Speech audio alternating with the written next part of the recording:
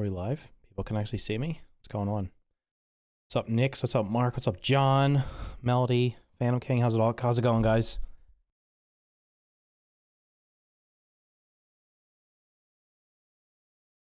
I'm glad this time a lot more looks done than the first time around. Yeah, the first time around there was it was basically just a sandbox, right? So now it looks like they're gonna have, well, yeah, it's gonna have a lot more this time. What's up, Mark? How's it going, dude? I'm so ready. Greetings. Been away for a bit. What's new on the game? What's new on what game? There's nothing new on Grounded. There's a new game coming. I mean, hey, they announced it. You know, a lot of games get announced and then they don't actually. They'll be like, oh, the game's coming in, and they just name a year. So you only have to wait like, what, a month and a half, 2 months?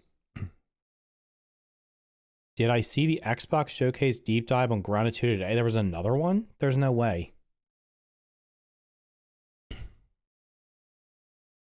There's no way they did another video today. Unless you're talking about the one from... Are you talking about the one from the other day? There is a podcast on the Xbox channel?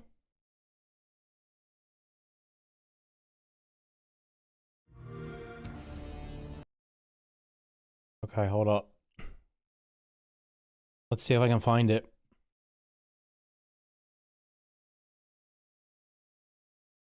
Official podcast. Games in this podcast range from E to N. Xbox Game Show Deep Dive, Showcase Deep Dive Grounded 2. Is this the entire thing?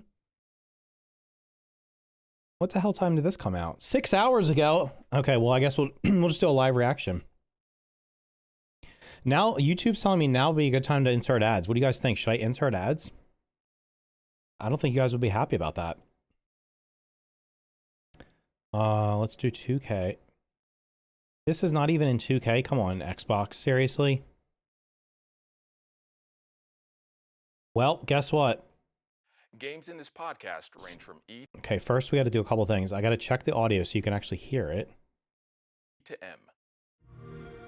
Hey, Seems really low. what's going on, everybody? Seems a little high. Welcome back to the official Xbox podcast. It's the How's that? Is that okay? I'm going to go back to the beginning. Let me just let it play. Well, I've been working with Obsidian for about 6 years now, and at Obsidian for 4. The Outer Worlds was Okay. Well, looks like we got a video for tomorrow, because I'll just literally I will watch this video on my live reaction to the Xbox Games Showcase Deep Dive.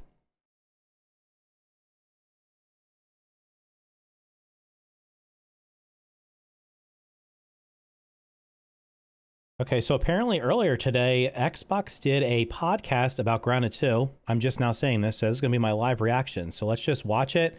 It's 23 minutes long. I will probably pause it periodically just to kind of talk about it and then read what's going on in the chat on YouTube. So let's just start listening to it and see what they have to say. Hey, what's going on, everybody? Welcome back to the official Xbox podcast. It's the only podcast coming to you from inside Xbox. I'm Malik Prince, and we're here to talk to you about a very special game, Grounded 2. We're excited to talk about the adventures that these teens are going to get into. But before we do that, let me introduce to you my very special co-host, dare I say, maybe even super fan of Grounded, Jen Panettone. Jen, how are you doing? Oh, you know, living the dream, Howard. I'm so excited. I can't even, because I'm so excited to talk about this What's up, See-Through? How's it going, dude? Your channel is eating good the next few months? Yeah, we'll see what happens. game. So I'm excited to join you. I'm excited to join both of you. And I'll be honest with you. I'm glad that they put this out, because this, hopefully they show some different stuff in here, because I've literally went through the trailer and the developer direct that they did on Sunday, was it Sunday? Like 5 times. I'm like, I've pretty much picked apart everything I could possibly pick apart in them. So hopefully they show some new stuff in here. And this is going to be so exciting. So I hope you're all sitting down. That's right. That's right. Well, speaking of our guests, we have, of course, Marcus Morgan, who is executive producer, and Chris Parker, who's game director. How y'all doing today? doing good. Yeah, great. All right. Yeah, so excited to have you. First up, does anybody know who if they're in the Discord? I want to know like if any of them is one of the ones that's in the Discord that chats. So I just want to ask, like, we're talking about Grounded 2, just revealed at the Xbox Game Showcase. What does it feel like to be able to say Grounded 2? Because I know for so long you've had to keep it under wraps, and now the world knows about it. It's a pretty big change. It's Yeah. awesome. You know, one of the most important things, one of the things we're most excited about is getting out there with the community and actually talking about the game. sorry, I'm gonna probably pause a lot, but the Oreweaver shield is, if they have a lot of bugs do something, I know all the bugs aren't gonna have webs, but if they have a lot of bugs doing stuff like that, that's gonna make the game just, I don't know, it's gonna take it to the next level. And actually being able to use the title Grounded 2, it's a really exciting time for us. We're super geeked about it. Okay, what is that? Is that the Broodmother or is that something else? It looks like a spider. It's got like pinchers on. What is that? Is that the Broodmother? A scorpion? Oh, you're right. It probably is a scorpion. Good call. Excellent. Well, okay. So, Marcus, you're the executive producer. So, tell us about, your history with Obsidian and Grounded 2, and just, I want to hear everything. Ready, set, go. Well, I've been working with Obsidian for about 6 years now, and at Obsidian for 4. The Outer Worlds was the first game I kind of worked on with Obsidian, but Grounded was really, really near and dear to my heart. It's also the first game tattoo I ever got. I got a burgle tattoo on my arm after we got 5 million players. Cheese and fries, a burgle tattoo. Yeah, absolutely. That's amazing. Yeah. So Grounded means a heck of a lot to me, and I've been working with kind of the original Grounded team, and then trying to be the shepherd into the future to help kind of keep making more and more Grounded forever and ever. Grounded through and through, including your incredibly loud shirt, which will Incredibly loud. I mean, I want to say, if you're willing to get a tattoo of a video game character on your arm, I mean, that's the sign of ultimate dedication there. So that's pretty cool. amazing 90s theme And shirt. tasteful. And Tasteful. Tasteful. You gotta commit to the bit. You know what I mean? That's So. right. Now, Chris, you're the game director for Grounded, but you're also a founder at Obsidian, right? Okay, here's the question. Was he on the first game? I thought the game director was Adam, and Adam was at the beginning of the developer direct the other day. So which one of them is the game director? Are they co-game directors, or is he just like overseeing the game? I wonder if they're going to talk about that. Yeah, that's correct. So yeah, I've been the game director for Grounded 2. It's been pretty exciting for me actually, because I really, really loved the first game. I think my save game is at like 200 hours, so like it was a really exciting opportunity for me to work on this. But yeah, I'm one of the founders of Obsidian. So I've been there the whole time since 2003 when me and 4 other guys left Black Isle Studios, went out on our own, went to Fergus's attic and started up a company, and somehow managed to build it into Obsidian, which is crazy to me, because to me it still has that sort of like that attic feel where all we're doing is trying to make cool games that we love, that we want to play, and at a place where we would want to work if we weren't the founders, and it's pretty cool. Thank you for making this place, Chris. I appreciate you. You're welcome, Marcus. You're welcome. Yeah, but it's been so incredible. I mean, if we look at the games that Obsidian has put out, we talk about the Outer Worlds, games like Pentiment or, Fallout New Vegas and Grounded, like it's a studio that is built with like a passion of making video games. So it's cool for you who's been there the entire time to kind of see that evolution, I'm assuming. I will say that I did see the stuff they showed for the Outer Worlds 2 does look more interesting than the original game. I thought the original game was okay, and I'm definitely willing to give the Outer Worlds 2 at least a shot. I gave Avowed a shot. I didn't finish it yet, but I'm willing to give them a shot with the Outer Worlds 2 also. Assuming, which is so cool. Yeah, it's been great. I mean, I think it is such a crazy and unique opportunity for me personally and professionally, in terms of being able to work on a lot of different IPs within primarily the RPG space, which is really one of my favorite genres, always has been one of my favorite genres. And so I've been able to work on Star Wars IP with Knights of the Old Republic 2, got able to work in the Fallout space, which was actually originally a Black Isle IP, right? But then it went to Bethesda, and then Bethesda let us work on it as Obsidian, which is crazy. Never thought we'd ever get to work on that again. Worked on South Park. Who would have ever thunk that was going to happen? And then made our own IP with Pillars and The Outer Worlds 2. And then again with Grounded. I'm probably leaving stuff out here, but like all of these have been like amazing to work on with amazing people actually too. That's the other thing that makes it really cool and really exciting. I'm pretty sure I bought the South Park games that they made. I just haven't played them yet. I like to collect games in Steam and then not actually ever install them. I think they're co-directors. Yeah, like I don't remember seeing, well, they didn't really have many people. For the first game, they didn't, I don't remember seeing, maybe I missed it, but I don't remember seeing either one of them, like any of the live streams or anything like that. So he might have been a developer and maybe he was semi-involved, but I don't know. So as you can all probably tell, just guessing here, I'm obviously a very big fan of Grounded, right? I have put hundreds of hours into it. I have played on weekends with my squad. The screams I have scramped, the tears I have cried from laughter. I love this game. So tell me about, what's The guy on the left is the executive producer. Is he in, or either one of them in the Discord? I'm trying to put like faces with names. I don't know if any of the people that interact in the Discord are on any of these things, other than obviously the people that are on the live streams from when they were playing the casually grounded stuff. different? What's new? What can I look forward to that I had with Grounded 1? And what can I look forward to that's going to build off of that? More scramps. More scramps. All the scramps. Yeah, so when we started talking about Grounded 2, I mean, the first thing was, what are all the things about Grounded that we just can't change? Because the game is so freaking good. If anything. Okay, I paused at an odd time there, but from what they've showed, there's a lot of stuff from the first game, which means that if they're reusing stuff from the first game, that means they should have a tremendous amount of stuff at launch. And it could mean that the early access will be shorter this time. I don't know, but like it seems like they have a really good foundation and baseline to build off of. We're just going to level them up and make them better. And one of the things we did right off. Was that some kind of like teleporter there?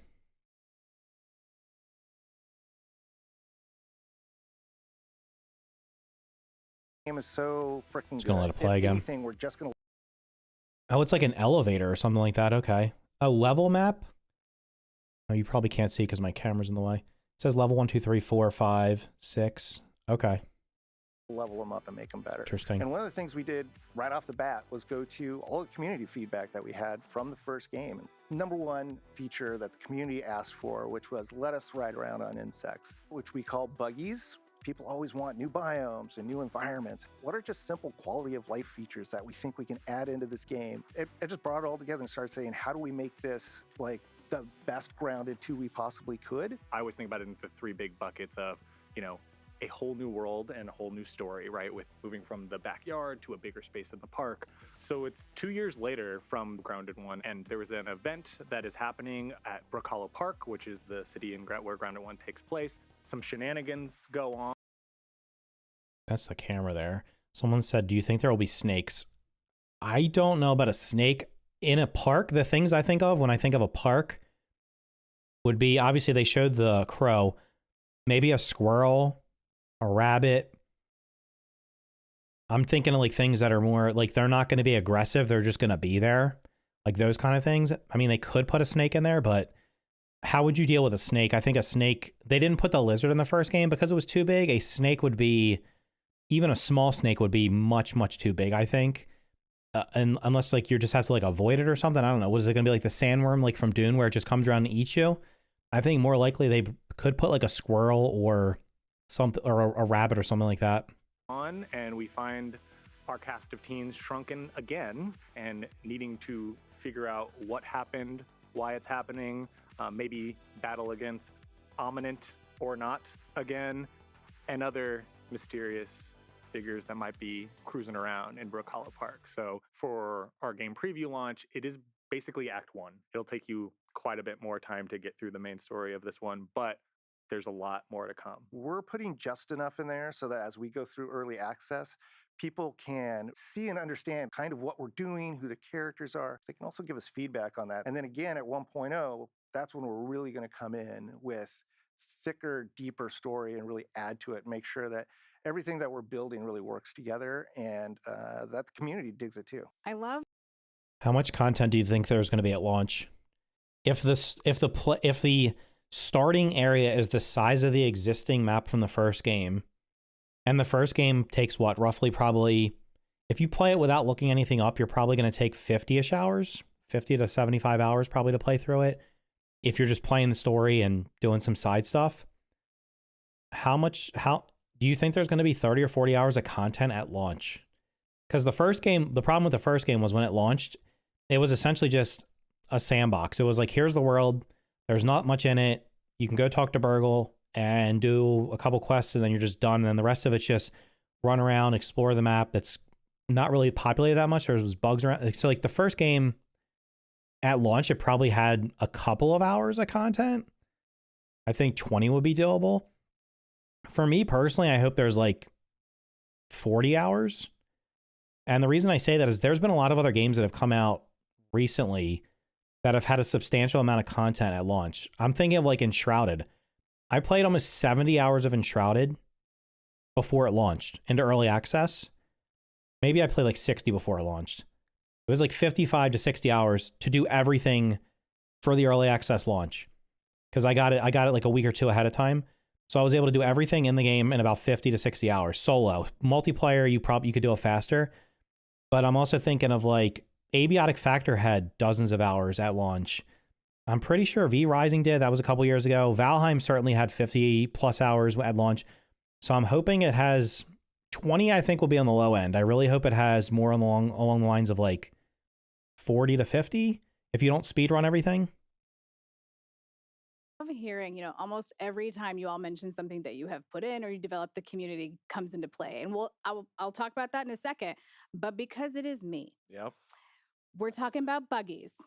We're absolutely talking about buggies, and I need to know right now. So, okay, tell us everything. What can you do? What kind of buggies do we have? What can I get excited for? Can I dress them up? I need to know all this right now because I know everyone else will want that information too, but mostly I'm asking for me. The biggest thing that we had in our minds from day one with regards to buggies was they're not just something you ride. They are integrated into the entire survival experience. We wanted to focus how you use the buggies, and the first one we developed is the Red Ant Soldier. And the fact that the buggies or mounts are not just mounts, you can actually use them to fight, is a really cool idea. I like the fact that you can either be on them while they're fighting, or they'll also fight alongside you. That is a pretty cool feature. And this is sort of like a general purpose buggy, right? So it can do, again, almost everything that you can do on foot, you can do while you're riding that Red Ant Soldier. So you can fight on that soldier, you can cut down your grass and pick up the grass. It actually has a gather mode. So if you go and just like mow the lawn, so to speak, then you can just hold down X, you just hoovers everything up for you without you having. Sorry to interrupt, like that is, I think, a quality of life feature that only like the core fans will get. Like if you ever have to go get all the thistles to go like make your arrows, Right. It can be kind of annoying, like having to click and gather every single one. So when you can just toggle on gather mode and it's just like a vacuum cleaner that sucks them there, it feels so much better. It's totally true. But also you can get back to all those verbs, right? You can place blueprints for construction. You can actually build directly while you're still on top of the buggy. You can eat and drink and manage your inventory. And of course, that Red Ant Soldier has its own inventory. So if you're full, you can go and like load it up with stuff. So, you don't have to go back to base to put everything away. And then, Do you think the Red Soldier Ant's just going to be not aggressive? Or do you think you have to tame it? I mean, the War Weaver is almost surely going to be aggressive. I'm wondering if the Soldier Ants are going to be aggressive and you have to tame them. I would imagine so. critical, you can fight while you're on the buggy, but you don't only fight on the buggy because they also make a really good companion character. So you can jump off, they will go ahead and attack whatever you're fighting against too. So you can use them either as your sort of front line or as a tank for you if you want to, which is great to have somebody else kind of with me in the game as a partner and somebody that can help me fight. The other thing I love with using the Red Soldier Ant buggy is you can actually go into anthills with the buggy. And wait, the Steam page says you have to steal eggs and hatch them. I literally didn't see that. So wait, you have to steal spider eggs and hatch them also? Or just the soldier ants? then the other ants won't attack you. But it makes it Oh, feel that's kind of so like this nice. off-road ATV underground experience that you get from an exploration standpoint as well. I love that- all of Go ahead. this. I love absolutely all of this. But you have left out one very critical, crucial feature. Please roll the footage. We have footage. We got footage. Oh, yeah. You can pet course. the buggy. I mean, Confirmed. I'm pretty sure this is like the first feature we put in for the buggy. I mean, before Yeah, it anything was else, very it was early. like let's make sure you can pet him, and you can see here it's an orb weaver. But I just want to add the other thing that you can do is, of course, you can name your buggy. You Oh, can make yeah. Yes. you can make a nest for it. Yeah, well, you need to fall in love with your buggy. I think that's a great thing. You know, Can my uh, Or buggy- you don't need Can they die? Or are they immortal? I wonder if that's a thing or if it's based on the difficulty level. to fall in love with your buggy. Like, okay, I personally have some buggies that I name Sacrificial Lamb. What if And it- that buggy is to, Don't you tell know, be a meat shield. So that way I can accomplish whatever I need to accomplish in the game. And then I have other buggies named Parker Right. that I care about very deeply. I hear you saying sacrificial lamb, which I'm a little bit anxious about. Can my buggy die? Oh, Jen with the I don't- brutality. I know. I'm sorry. I Yeah. have to ask because I get really attached to these things, like real bad. so the answer is yes.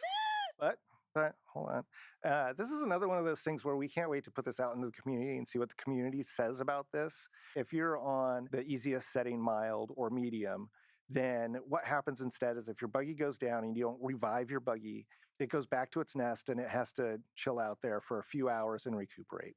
Game If you put it on, yes. Okay. If you have it on the hardest difficulty, though, then permadeath is a thing if you want that challenge and you want to always have buggies in reserve in case you lose one. Wait, can I have a sled? Well, that answers my question because I'm never playing it on the highest difficulty, so my pets will never die. A team of buggies? You can have a number of buggies, yes, at any given time.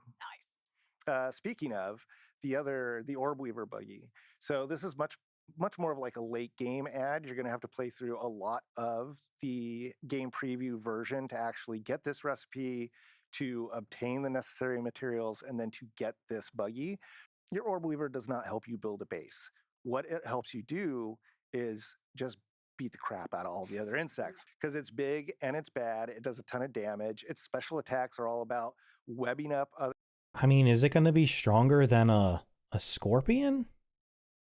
So if you get it late, that means like I was hoping to get in and be able to like use its webs to like just be able to explore the whole map. But it sounds like it's more just for combat. The frenzy mutation says defeat the mysterious stranger. Why would the mech come back though? Wouldn't that be a one-time thing? Also, how are you saying that? How do you like? I don't remember saying that. And I like watched everything they've shown so far in like 0.25 speed.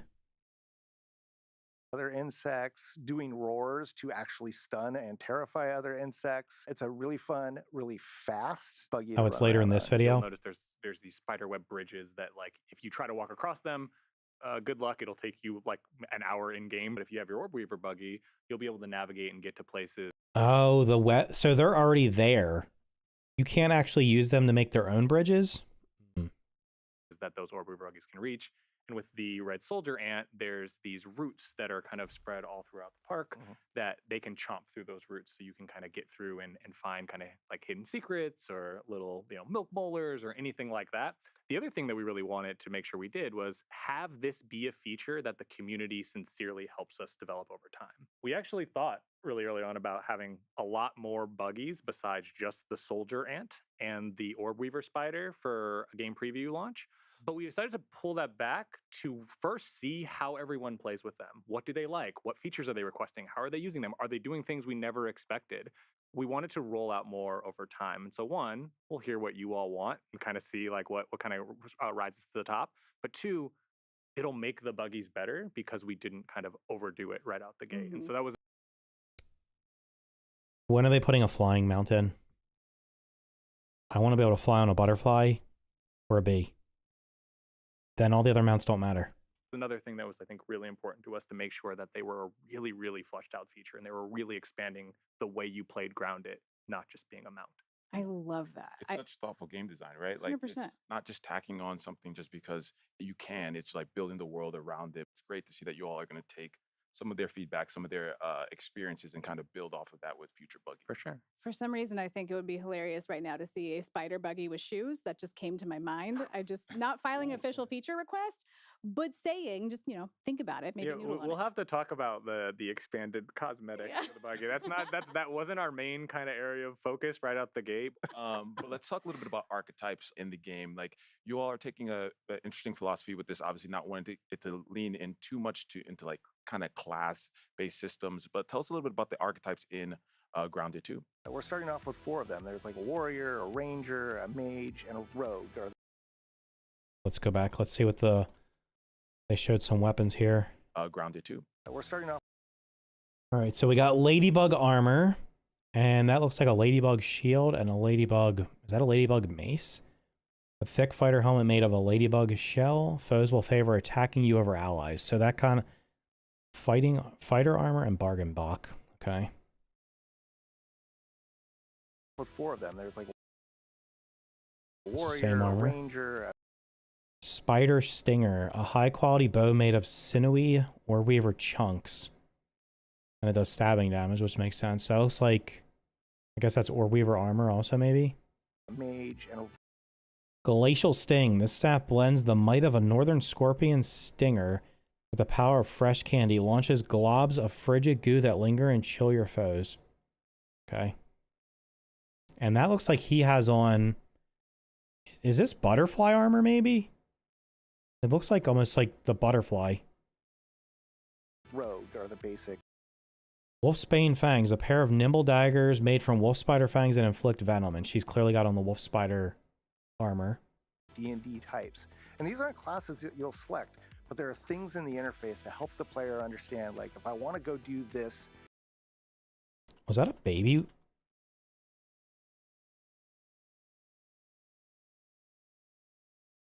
Wait, is that a little scorpion down there? Whoops. Is that a little scorpion down there? Looks like there's a smaller one and a bigger one. I want to go do this today, maybe with all of my friends. I'm going to be the ranger who's going to support them from a distance. Oh, I should take this armor. I should take this. Did I miss anything? Sorry, I'm going to keep going back in case they showed anything. No, it's the same Take thing. this weapon. I should select these mutations.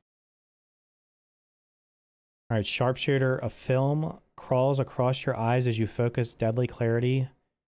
Charge shots gain you critical hit chance. Yeah, we know that. Right now. Pheromone Shot. Axel's venom has seeped into your sweat glands, imbuing your perfect shots with seething rage. Killed a tarantula. Okay. Now, and it will really help guide that. And they're trying to skip through this. Come on. Guard Dog. Guarding locations has awakened your protective instincts. Deal increased damage to creatures in defense events. So there's going to be mixers in the game. Guide that player. Bro. Frenzy. Deal increased damage with melee weapons and regenerate health while enraged. Perfect block timing is reduced. So that's essentially just Barbarian. Defeat the Mysterious Stranger. Are they really going to... The Mant would be so weird to have come back, but I mean, I guess. Player Ambush. Lurking in the shadows, you've mastered the art of ambushing creatures to deliver yoked blows. So that's like stealth attacks. experience and Okay, I should just go through this one frame at a time and then go back and replay it. Your impeccable timing gives you an extreme advantage when blocking. Okay, we know what Parry Master is. Natural Explorer. So there's up to 80 points of interest. Powered by intuition, your tiny feet skitter through the muck and weeds ever quicker. Is that the last one? way that we Trapper Peeper. Deep knowledge of park creatures etched into your memory gives you a chance to perform powerful critical hits. Wait, time out. Do you think because it says collect 60 gold cards right there that means there's going to be 60 creatures at launch? I don't think there's going to be 60. I don't think there's going to be 60 different creatures at launch. I think that's... Maybe there's 20 or... Maybe, there's going to be over 20 because they've already shown over 20. I would say like in the middle there maybe. think will just sort of make playing Grounded easier and more fun. We have 10 completely new armor types in the game, and I'm a big armor fan, and seeing kind of how cool the mage armors look. We have an evolved ladybird armor that just looks like kind of like real sword and board. Did you say ladybird?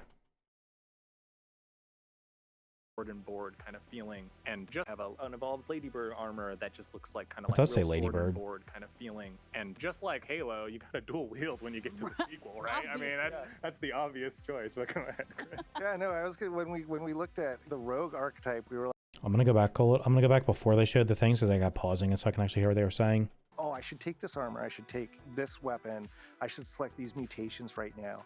And it will really help guide that player experience in a way that we think will just sort of make playing Grounded easier and more fun. We have 10 completely new armor types in the game, and I'm a big armor fan, and seeing kind of how cool the mage armors look. We have an evolved ladybird armor that just looks like kind of like real sword and board kind of feeling. And just like Halo, you got a dual wield when you get to the sequel, right? I mean, that's the obvious choice. But go ahead, Chris. Yeah, no, I was good when we looked at the rogue archetype. We were like, we just have to have dual wielding. So those are actually orb weaver fangs that she's turned into her dual wielding dagger type, basically. And with the rogue, like, you might do a little bit of sneaking, but that's not really what Grounded 2 gameplay is all about. Like with the rogue, what you are is sort of like your glass-jawed, heavy damage dealing melee fighters. But we also added in the ability to dash. So when you're playing a rogue character, you tend to dash in and out of danger.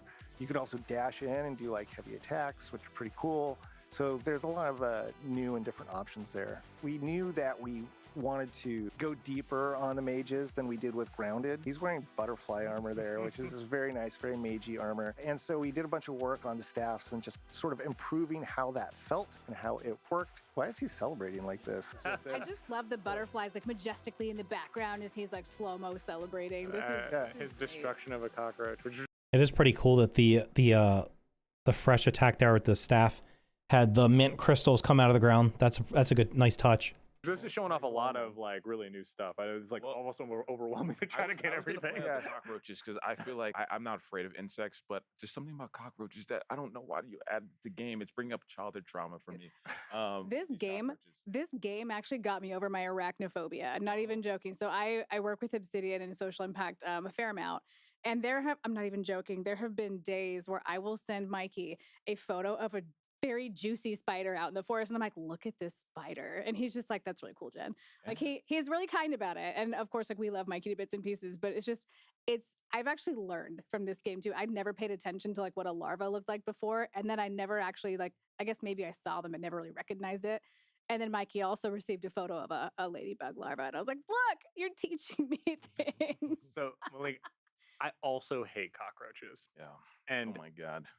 all I did the entire time we made cockroaches was say, how do we make them more disgusting and more creepy? Nice. Mainly Nice lean in. because that is the way Oh, they do some kind of acid attack. They're basically a bombardier beetle.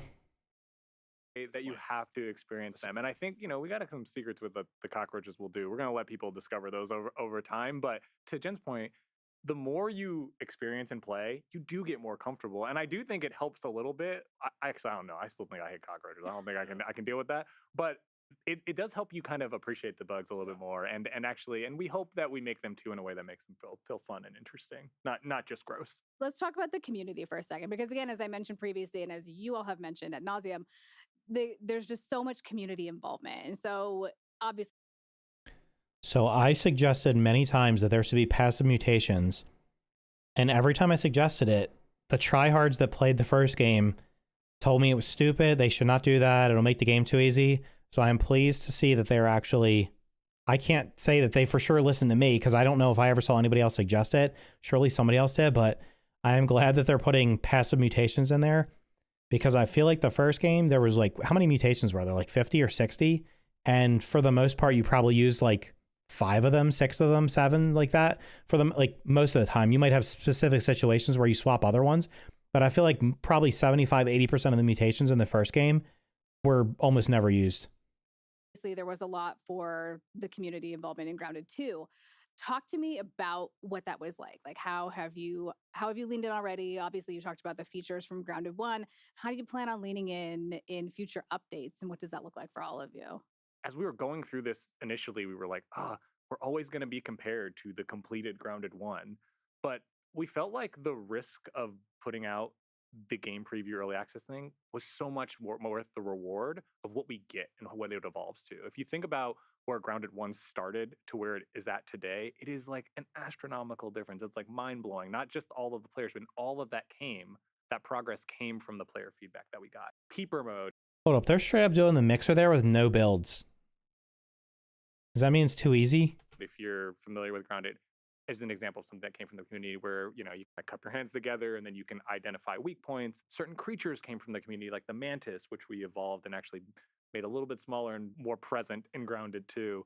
Even in pre-game preview and early access, we've actually already been practicing and gathering kind of community and playtest feedback throughout the course of development. It's fun to be a part of like where you feel like.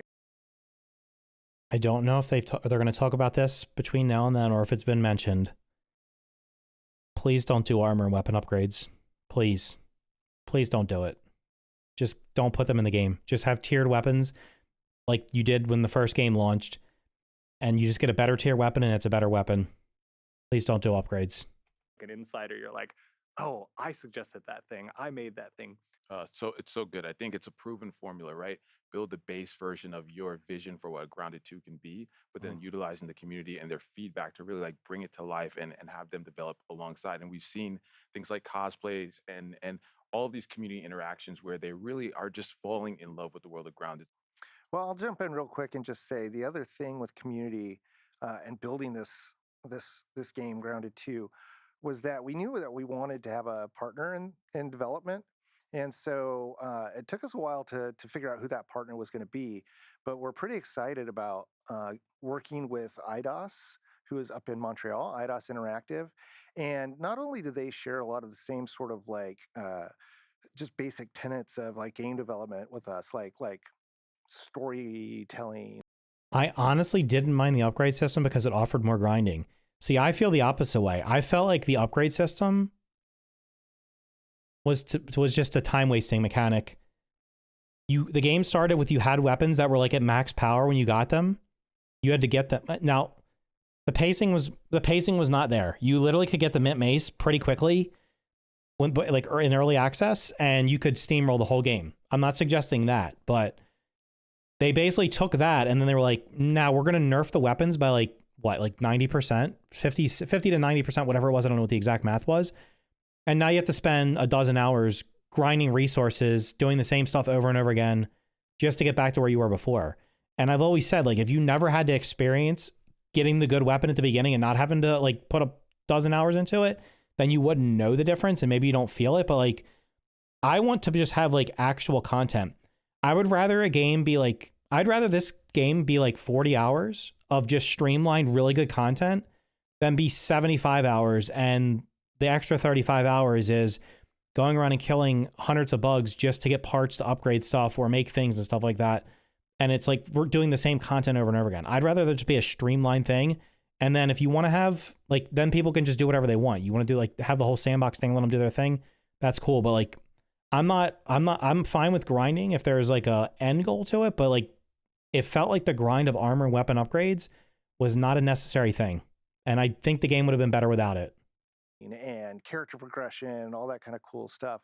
They all really loved Grounded. They were already part of the community. And so when we went to them and said like, hey, we want to make a Grounded 2, it's going to be super, super important that we go into game preview and early access and that we make this game with community. They were on board from the very, very start. Chris and I are a tiny, tiny fraction of the teams that get to bring this to life. And between the internal teams at Obsidian and all of the incredible people at IDOS, like thank you for letting us come and represent the game. I would prefer this system. You get a weapon and it gets stronger because you use it. You use the weapon, you upgrade a mutation or whatever the skill is along with it, and then that's how you make the weapon better. Rather than going and finding some arbitrary resource that you have to farm, and then eventually you get to a point where like in Grounded you had to like just the end game loop for Grounded, the original Grounded, is literally just duplicating everything. It's farming bosses to duplicate the upgrade things, what are the fusion crystals to upgrade stuff, and it's like, no, I use the weapon, I get the mutations maxed out, and that's my power increase, rather than just using an arbitrary resource to upgrade weapons. That's just my thought. Game. The other thing I would just say is Yeah, make sure you wish list it so you can kind of stay up. That's not the same system. You're rewarded for doing stuff. You're going to do combat anyway, and it should be paced the same. It should be. There is a total difference between going out and killing enemies in a game and searching the map for random resources that you're going to bring back and have to process into something else. That is completely different. And I don't want the grind to be that hot. Like, literally, it shouldn't be like, think about it. If you look at the percent increases for the upgrades from the first game, like a 5% increase, you end up doing a lot of work for like very minimal increases. I tested it. Like the difference between a level 0 and like a level 6 weapon in most cases was like 1 less swing or something like that. So maybe it takes 5 swings at level 1, and then at level 6 it takes 4 swings. It's not even that, like, it's not a massive difference. If they want to do an upgrade system, I'd suggest doing like 3 tiers. The first one's like a 25% increase, the second one's like a 50% increase, and the last one's a 100% increase, and then just keep it at that. Up to date, and you're ready to go on July 29th when it releases in game preview. And we can't wait to hear your feedback. I hope you share that with us as soon as possible. And I do have one last question, like in the spirit of feedback. Okay. You've seen some stuff about the game, and you're a super fan. Yeah. What do you want? Ooh, this is a fun question. So, okay, we started with spider shoes. Spider shoes. They've showed that there's mixers in the game. They showed that there's turrets in the game. I want more traps. I want them to look at 7 Days to Die. I want them to look at Orcs Must Die. I want them to look like Fortnite Save the World. Look at Dungeon Defenders. Give me more traps. I'm not saying you need to use those exact traps, but give me variations of those traps so I can actually defend properly instead of just doing the onion builder on everything and just hoping they don't break through the walls. Okay, I got Spider that one. shoes. Yeah, we'll make a note of that one. Oh, goodness. I mean, obviously it's me, so it's going to be related to buggies. Of course. I hear there's soldier ants and I hear there's orb weavers, as many as possible. I want to build like a barn. I want them to all hang out. I want them to all be friends. I want, like I'll build myself like a house. Like I had a lakeside manor on the pond in Grounded 1. It was beautiful. But I do want a big. Just tiers makes the game bland. The game, in my opinion, the game was perfectly fine like a year after it launched, before they put the upgrade stuff in. You unlock tier 1 gear. You then go to the tier 2 area and kill tier 2 mobs to get the tier 2 gear. Then you go to the tier 3 area and you have tier 3 gear.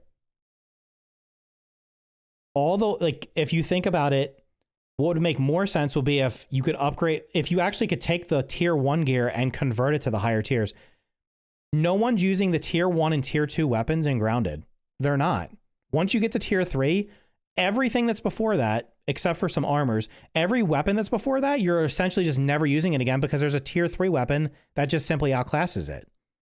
So the tiers do make a difference. They could do no tiers. I don't know, but like, I don't know. I don't want to have to mindlessly grind lots and lots of resources to get a 5% increase on damage or defense. I just don't want to do that. I'd rather have, if they're going to do an upgrade system, when I upgrade it, I want to immediately feel it. I want to go out and fight an enemy and I kill it much faster, or it does way less damage to me instead of I have to hit it 6 times instead of 7. Like, that's not a noticeable difference to me. Bigger barn for all my buggies. Okay, so like Grounded, The Great Frontier. 100%. The only reason I would like to see upgrade system returns for the return of flavors, you could just augment them. You could just take a weapon and augment it with candy. Like, that's really simple. Like, you enchant it or whatever. You want damage numbers? They're not going to put numbers in the game. They intentionally left numbers out of the first game because they didn't want you to know what they were. I asked for that. I was like, why can't we get numbers on the bars? I want to know exactly how much damage is on that bar. They left them vague because they didn't want you to, I don't think they wanted you to know that you were like, think about it. If your weapon does 5 damage and you get a 5% increase, it's now doing what? 5.25 damage? What's 10% of 5 is 0.5. Yeah. So when you do that first upgrade, instead of doing 5 damage, you're doing 5.25. If your little UI on there showed you going from 5 to 5.25, people will be like, that's all I got. Like, they're not going to put numbers in unless they do meaningful upgrades where you're getting a huge number instead of a small number. That's what Like that's what I want. Like I want to be like add rancher to classes because then that way like I can just like do that all day. I think we can. Stay I think tuned. we can. I think we can satisfy your. Stay tuned. Yeah, yeah. And if I can put in one, Yeah, yeah. I'm so. Yeah, it's okay. I have many hours in it, and we're all gonna play 2 together. So I want us to all be able to, at one point, do some buggy races. I would love to race around the park in a buggy. Just saying, it could be a nice little spin on a kart racer. You know, We'll make sure the community team notes both of these. probably hate Yeah. me. And we will get on that over the next 1 to 2 years. Excellent. Oh, wait. Do they say how long early access is planned for? I really hope it's only a year. Mayhaps 3. All right, Marcus and Chris, thank you so much for joining us and talking about Grounded 2. We're excited when it launches in game preview early access July 29th. Can't wait for it. On my calendar already. That's right. And for all of you out there, thank you so much for watching our Xbox Showcase deep dive episodes of the official Xbox podcast. Continue all week, so be sure to check back daily on youtube.com/Xbox or wherever you find your podcast. Now, speaking of, we also spoke to the team behind The Outer Worlds 2 for an episode this week, and it really just feels like the year of Obsidian. Like we've had Avowed, we have Grounded 2, we have The Outer Worlds 2.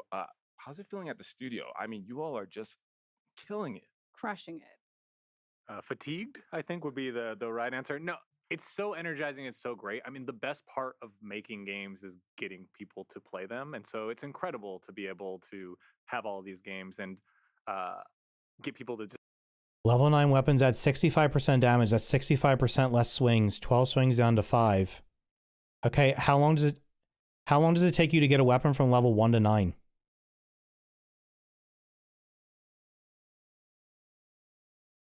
In the base game. We're not talking about New Game Plus. We're talking about in the base game. Because when you think about the way the game plays out, the super majority of people did not play New Game Plus. They did not even try it. So you need it. I don't care about New Game Plus.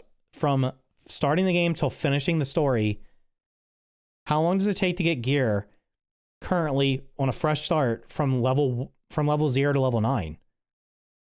It takes a while. Like it's not like very quick. It's not.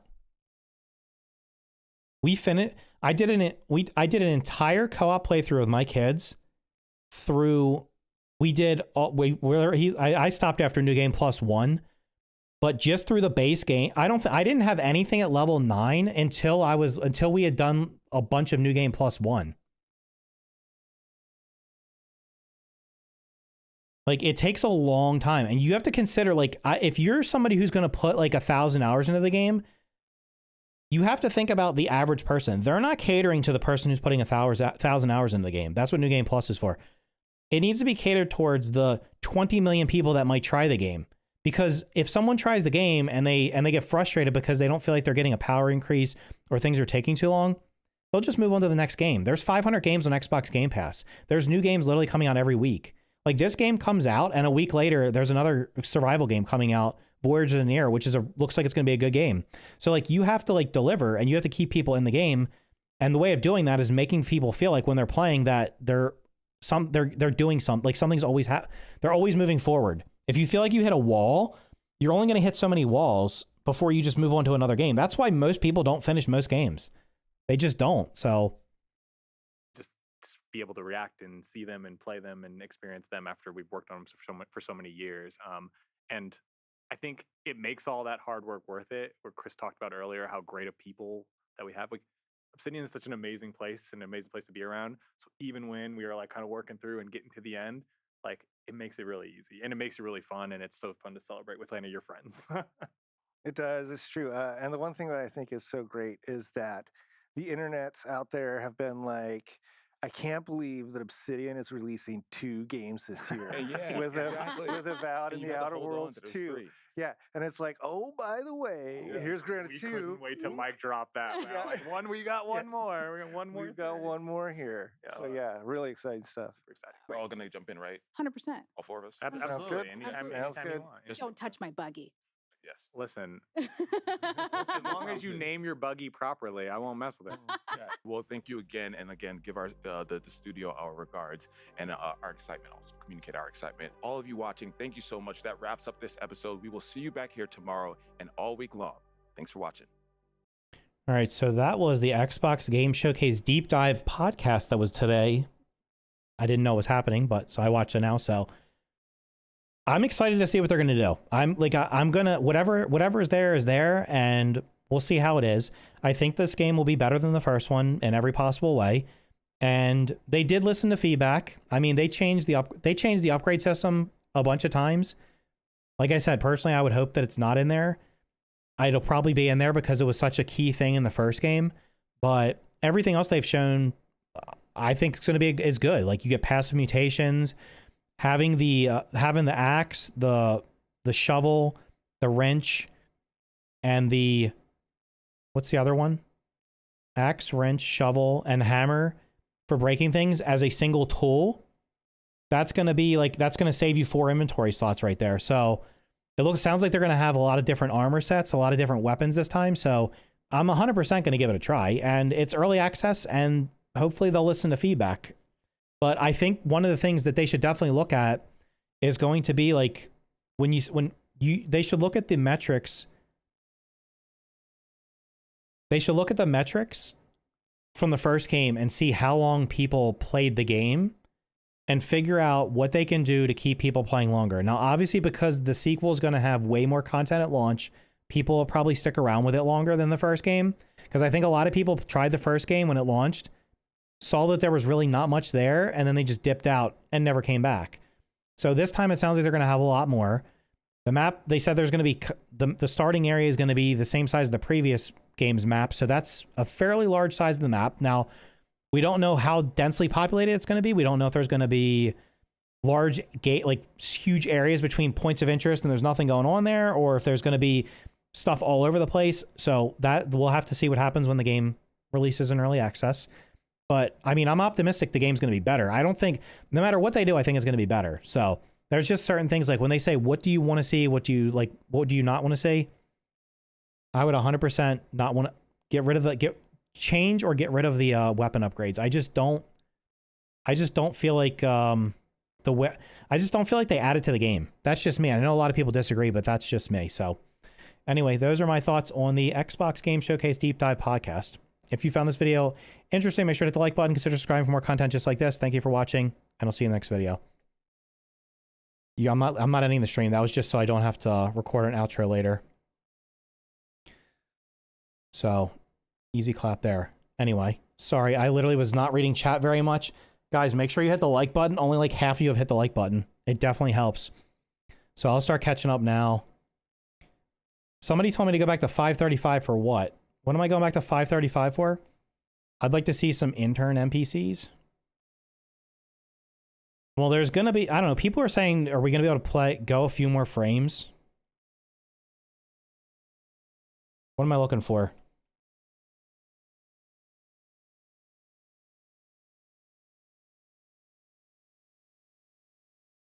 Shot of the park. Okay, I mean, we have, there looks like there's a giant pond back. Like, this could be, if this is the starting, you guys think this is the whole starting area? Do you think from like here to there this looks like about the size of the first map. So it could be that this is the starting zone. And then the next section back here, which looks like there might be, there was definitely a section that looked like there might be water. So this could literally, there could be like 3 sections that are this big. There could be. I'd like to see it. No NPCs. I like to play the game without a companion that plays it for me.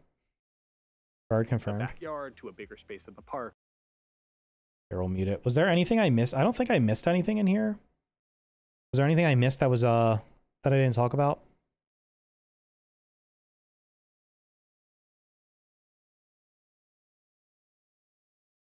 Yeah, I don't know. You think they'll reuse the sizzle effect? Yeah, the hot dog. There's like a hot dog cart. I think behind the hot dog cart, there's like there's like a hot area. It literally shows it in.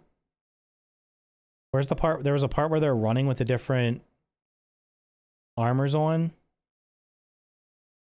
I don't remember where it is. It was in one of the. It was in one of the original trailers also.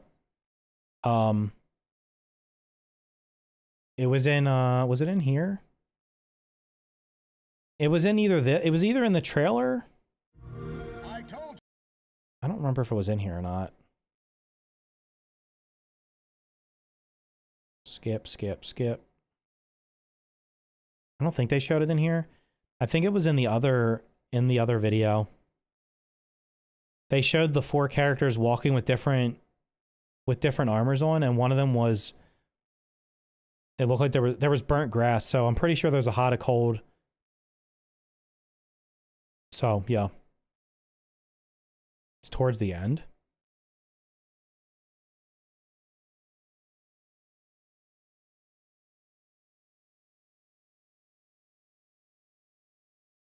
I don't think they showed it in this. I think they showed it in the other one.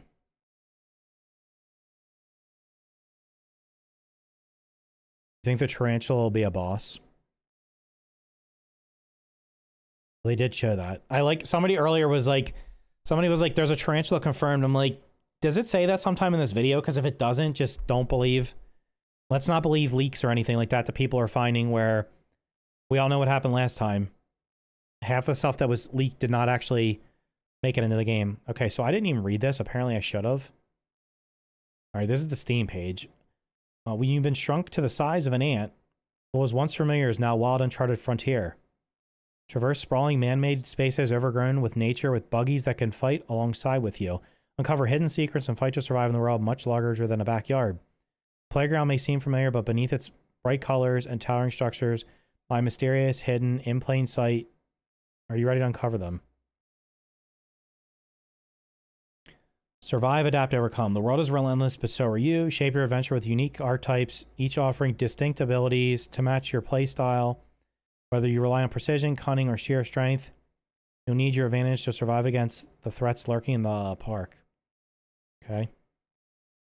The perils of the park are daunting alone, but with friends, every challenge becomes an adventure. Work together to build, fight, and uncover the secrets buried beneath the grass. Whether you're facing danger side by side, continuing your journey in the shared world, or continue your journey in a shared world, survival is always better with allies. Are they launching with shared worlds? Walking is bogus, introducing buggies. They scurry, they fight, and now they help you survive. Hatch, raise, and ride your own insect friends. Buggies, saddle up and ride through the park, command them in battle, and have them help gather resources. The right partner can mean the difference between thriving and barely surviving. Okay. A shadow that follows you. The threat is always there. Watching, learning, waiting. You don't know where it's coming from, only that it never leaves. The deeper you dig, the closer it gets. Some mysteries should stay buried, but it's too late now. It knows you're looking and it's ready. Every answer drags you deeper. Every step invites you close, something closer. You're never alone. You thought you were in control. You were wrong. System requirements here. What's the min? What's the recommended? The recommended is an RTX 3080 and 16 gigs of RAM. How well is this going to run on consoles? What is an Xbox Series X equivalent to in terms of a GPU? Yeah, I know that the tarantula is almost surely going to be a boss. Tarantulas are not native to the United States as far as I know. So it's almost surely going to be a boss.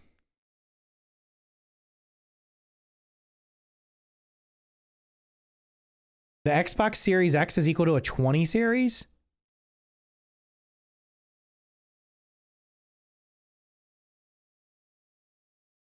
A 3060 Ti is better than a 3080, isn't it?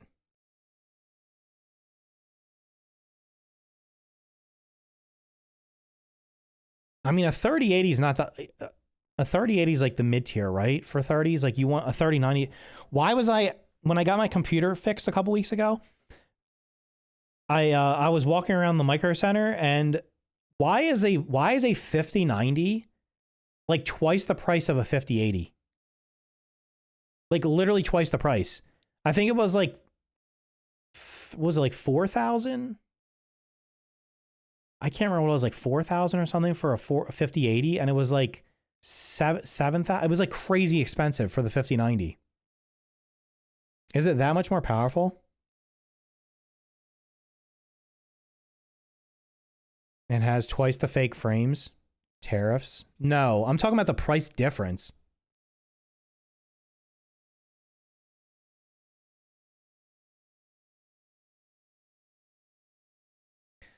I will say that I'm happy the game's coming out now. I was honestly hoping that if they made a sequel, they would wait till the next generation of consoles.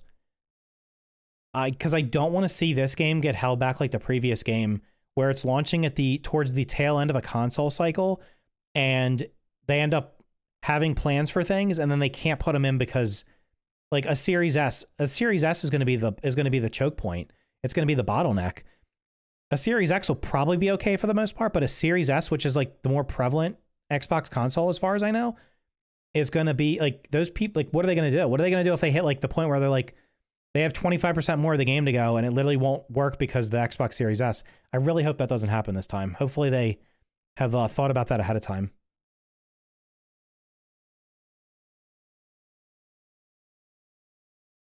Yeah, I don't get the 4K. I have a 2K monitor, so I play most games on 1440p now, but like, for the most part, I have a very nice computer and I literally don't utilize it to its capabilities. If you want to know what I've been, just real quick, what I've been playing lately, aside from the fact that I streamed Terraria, I was playing Terraria a little bit, but the game I've been playing like the last couple of days, and I'm not booting up, I'm just going to show it to you. This is the game I've been playing the last couple of days. This is what it looks like. I have a 4090 and this is the game I'm playing. You could literally run this on a freaking calculator. So, yeah. That's what I'm using my 4090 for right now. That and Terraria. Now, I will say Clair Obscur does look good on it. I have to finish Clair Obscur, and are you going to keep streaming Terraria? Probably not, because to be completely honest, when I streamed Terraria, it didn't, like, people, there were some people watching, but not a ton. I've killed like 5 bosses now. After the last time I streamed it, I killed a couple more bosses. I killed the Wasp Queen, and I killed the skeleton that spins around in a circle. So I've killed like 5 bosses, I think. Let me see.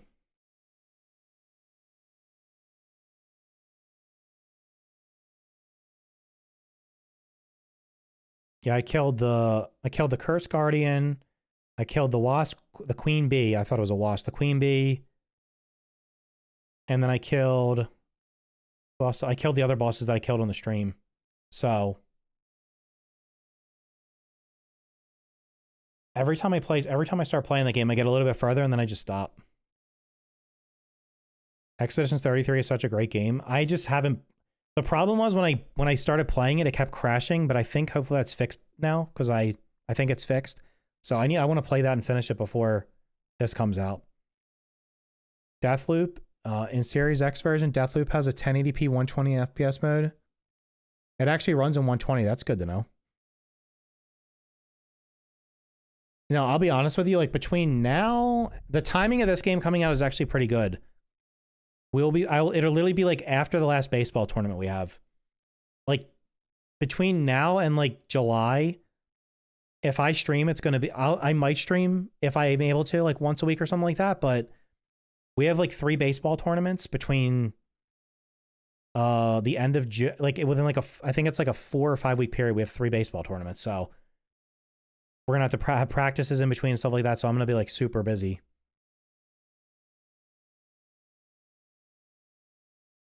The Grounded 2 will come to PS5 after 1.0. PS5 doesn't do early access for some reason. I don't know why, for the most part. Forced ray tracing, yeah. I think a lot more people are going to play Grounded 2 than Grounded 1. Well, you know, here's an issue. Let me show you a picture real quick of why that may or may not be true.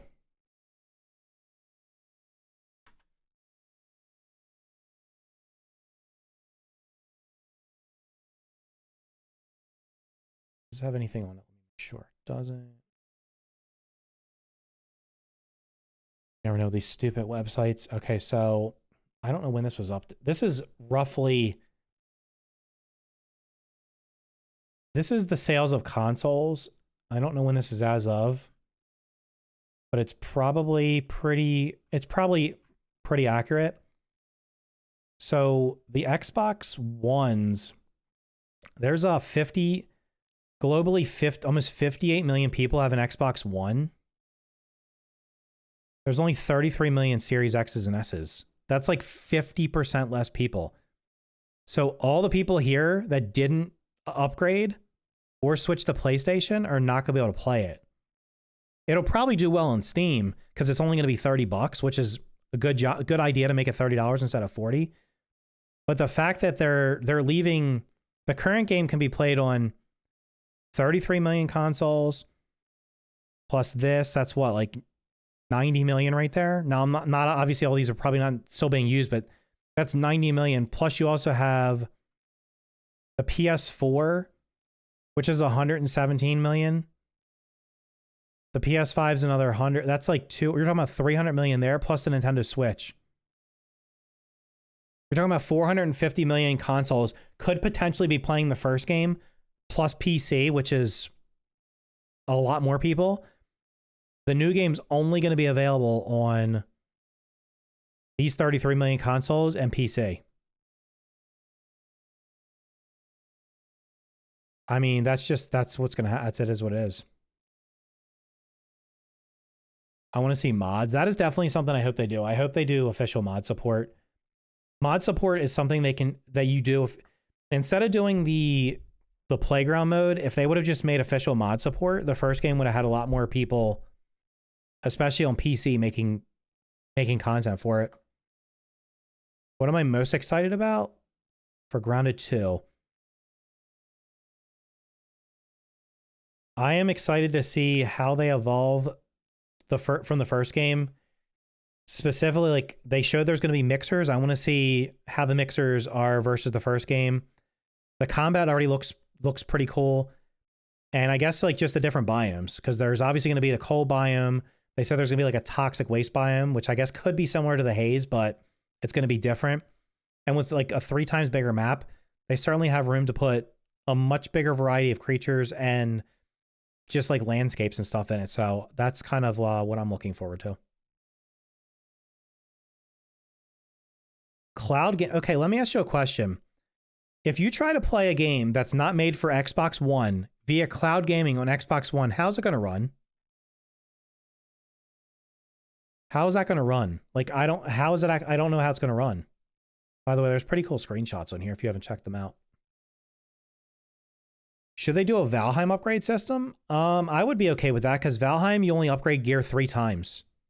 And the first upgrade's relatively cheap, and then the second and third ones get more costly, and they're probably not really worth it based on the impact you're getting versus the cost. So I'd be fine with that. Like I'd be cool with just you get gear, you play for a couple hours, and you get better gear, and you just keep going and going and going until you finish the game. Rather than like I got one set of gear and I just want to max it out and spend 30 hours maxing it out. Cloud is terrible. Are there going to be boss fight when it first comes available? I mean, there's probably going to be I would imagine at least one boss fight. If the game launches with a triple if the content at launch is equal to has the same size map as the original game, it certainly has to have more than one boss, right? It has to have at least one boss, if not more than one. So I would imagine they're going to have a couple.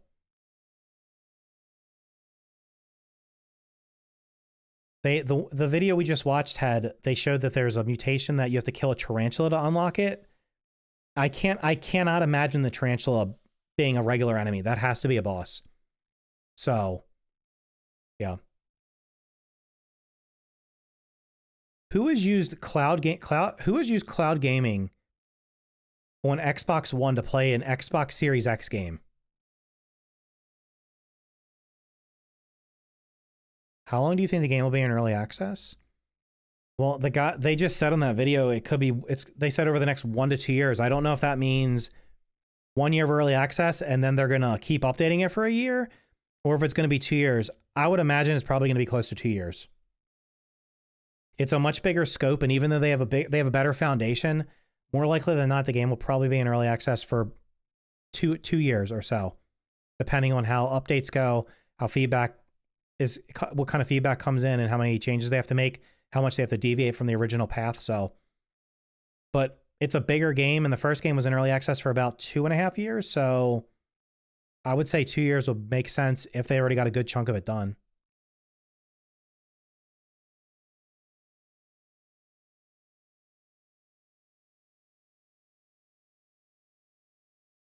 Next gen is Xbox making a next gen console though?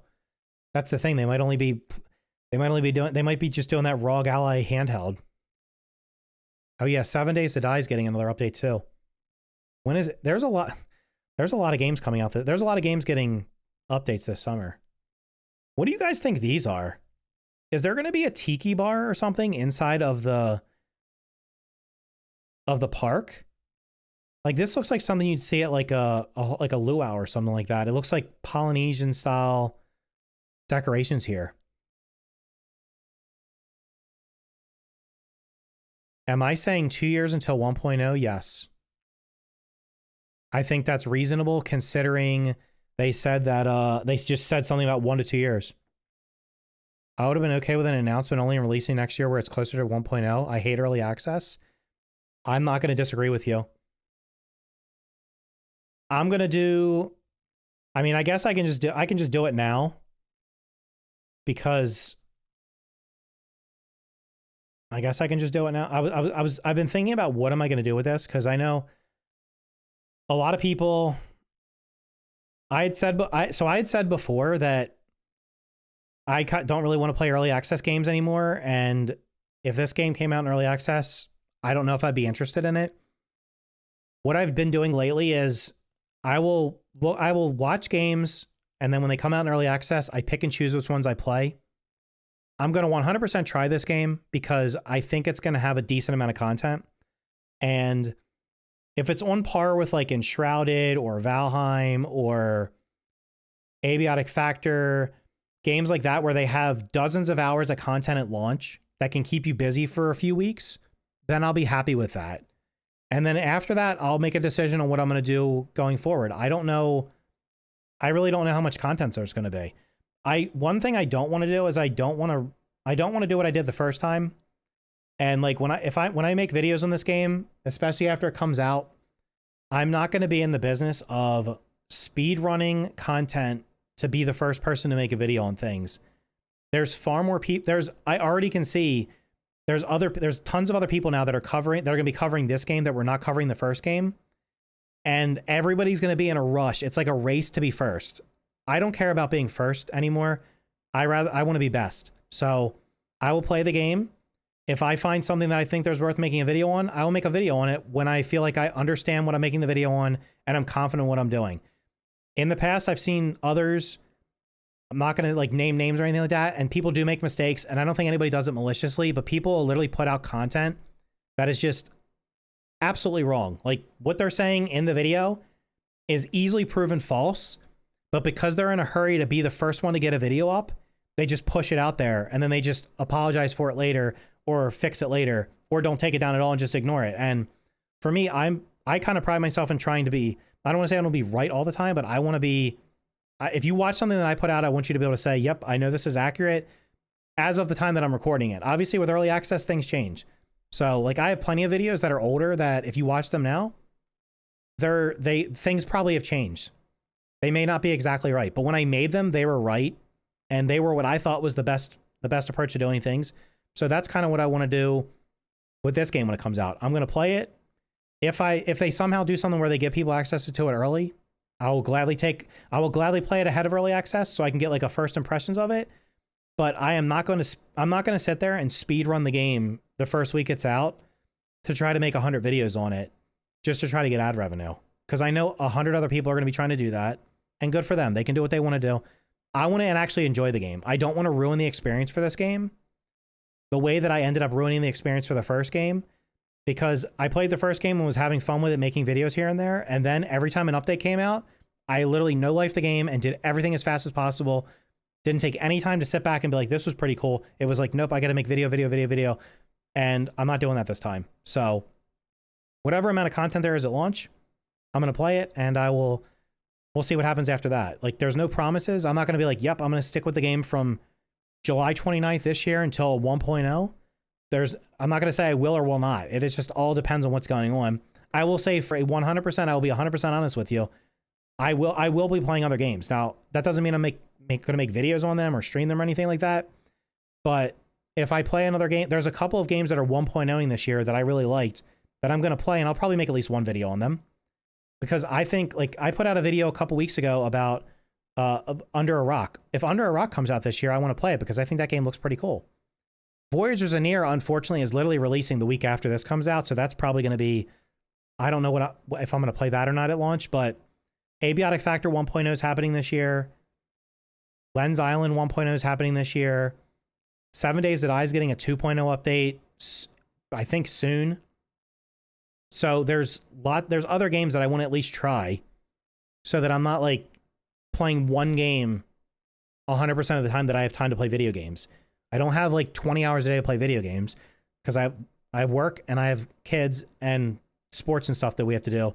So I will play I'm going to play. I want to do what I want to do. I'm going to do what I want to do. Basically, that's what I want to say. So I'll just put that out there right now. But I 100% intend to play this when it launches. I'm probably going to take off the week that it launches just so I can play it.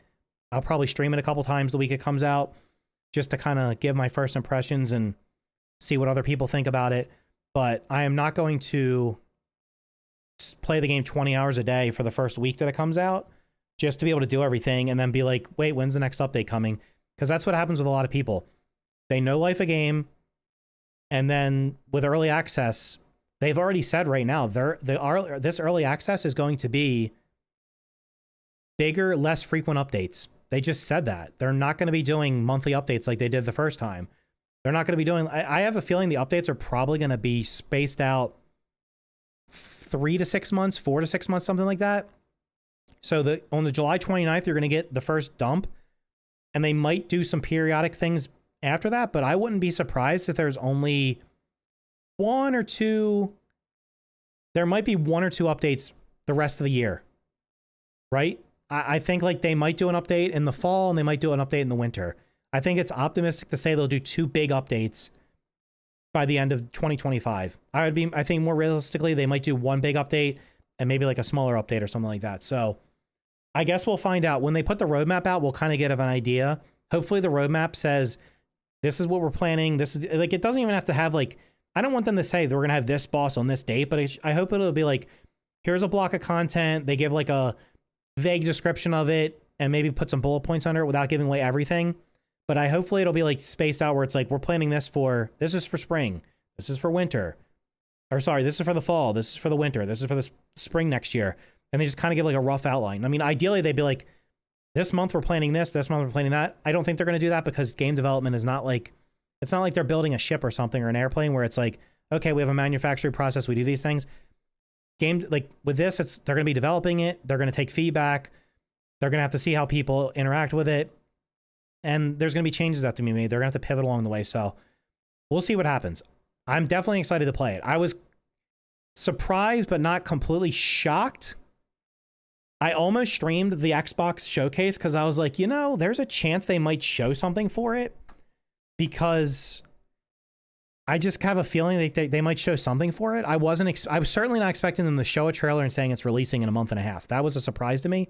But I mean, I was a little bit surprised that they were like, the game's coming in a month and a half, and I was like, wow, that's quick. So I'm all for that. Believe me, I'd rather you say here's a game and it's coming out in a month and a half than showing a game. It's like, hey guys, here's Fable, which they haven't talked about. Hey guys, here's Everwild, which was that like 4 or 5 years ago? Haven't heard a word about it. Like you'll see cool games and then they just don't show you anything for them for years. So the fact that they said, here's when it's coming out. Oh, and by the way, it's going to have a chunk of content at launch. So listen, at the very least, we all get a couple weeks of probably enjoyment out of it. And then some of us will stick around and some of us won't. And that's just how it's going to be. So, but that's kind of how I'm looking at it. What my plans are for Grounded 2. 100% going to try it at launch. And then we'll see what happens after that. I will most surely play through all the content. We'll see how long that takes. We'll see if I'm enjoying it. I'll probably play a solo world by myself, and I'll probably play a co-op world with my kids. So I'll be able to give the feedback I'll be able to say, here's what it's like playing co-op, and here's what it's like playing solo.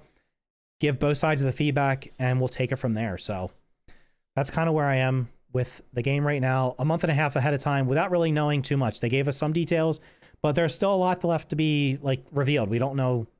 We really don't know what's going to be there at launch. So other than there's going to be more than the first game, which that's not hard. That's not saying much, honestly, because the first game didn't really have much at launch. So we shall see what happens, but I'm definitely looking forward to playing it. Did Under a Rock get a release date? No, they haven't said. They put a video out. Under a Rock did a video a couple weeks ago. It's on Steam now. It showed off their building system. I don't think Under a Rock's coming until next year. I'm going to be honest. I think it's a really small team making it. Thinking about how the mounts will work with the end game, like how useful in fights. Like, will you be able to use them in boss fights? Maybe, I don't know.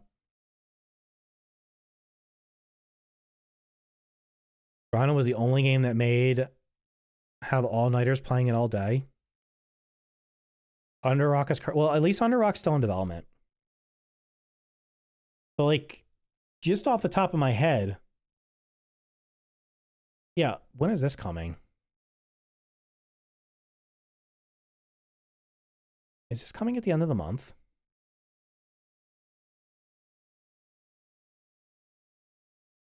Okay, so the 7 Days to Die 2.0 is coming out June 30th, barring any catastrophic issues. Apparently you can play it early. I guess I could sign up for that if I wanted to play it early. When is Abiotic Factor coming out? I need to finish... Between now and the end of July, I need to finish Clair Obscur. I would really like to finish Terraria. And I'm trying to think if there's any other games that I have that I was going to play and I haven't finished. Yeah, I don't know when Abiotic Factors 1.0 is. I don't think it says it on their game page. It just says the road to 1.0. Oh, updated roadmap. When did this come out? This came out last week. Okay. Major released. In development, 1.0, summer. So, Abiotic Factors summer. Well, that could mean June, July, August, even into September. I know it's personal. What do you do for fun outside of gaming and work? Well, work, I don't know. I don't do work for fun. I do work to make money so I can feed myself and my family. That's what I do work for. I don't hate my job. The people I work with are pretty cool, and I have an interesting enough job that I'm not bored, but I don't consider work fun. What do I do? I mean, honestly, I like to look at, and this is the funny thing was, I was really going to start putting a lot of time into my second channel because I'm more interested in, I like to play video games just to have fun with them. And then I ended up making like videos on them, but I like to look at things like the business side of stuff, how things work. So I watch a lot of videos and documentaries and stuff on like successful businesses or why things didn't succeed, just to try to like figure out what's going on.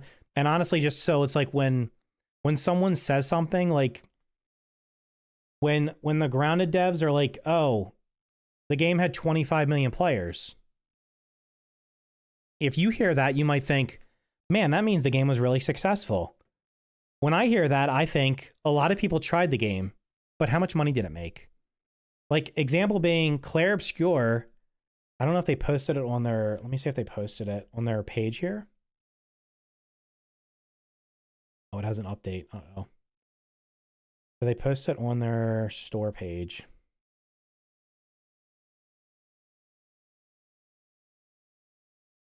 Let's see if they posted it somewhere. Anyway, the gist of it was this game sold 3.3 million copies in the first 33 days. This game was made by like 30 people. That is a huge financial windfall. Okay? Remember when Power World came out? Power World was like, Power World sold 10 or 15 million copies. That is a lot of money. That's what so for me, I want to see like, I like to understand what people are saying. And a lot of times it's not what they're saying, it's what they're not saying.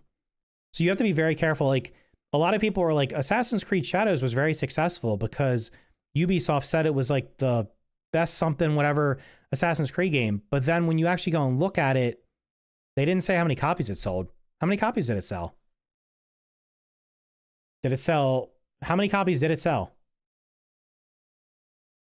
They didn't say. You know why they didn't say? Because it didn't sell a lot of copies. It probably made money because a lot of people signed up for Ubisoft Plus for 1 month to play the game and then move on. So that's the long-winded answer. Like, that's the kind of stuff that I look at, like, outside of work. I mean, I watch sports too. So like once football starts, I'll watch a ton of football.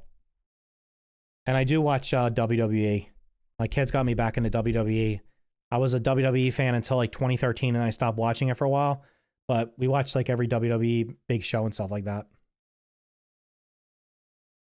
What's better for a job, being a cashier at a grocery store or working as a scientist? Whichever one makes you happier. For me personally, I'd rather be a scientist, even if it paid less, because being a cashier means you have to deal with the public, and I don't like dealing with the public if I don't have to. I rate Grounded a 9. I'd say Grounded is probably an 8.5 to a 9. Honestly, it's not perfect, but it's better than many survival games. Although I guess I'd say it's an 8.5 to a 9 out of survival games. Overall, is like looking at all video games, I would say it's a solid 8 for sure. Like the old 10 million accounts. Well, that was, they would say, like, remember Epic was like for Fortnite? We have 350 million people. Okay, but how many people are playing the game right now? Light No Fire opinions? Oh, I mean, if Light No Fire dropped, I would play that. Absolutely want to play Light No Fire. 100%. That's been near the top of my wish list. I'll show you what's on my wish list. I've purged a lot of stuff off of it. I moved this up here.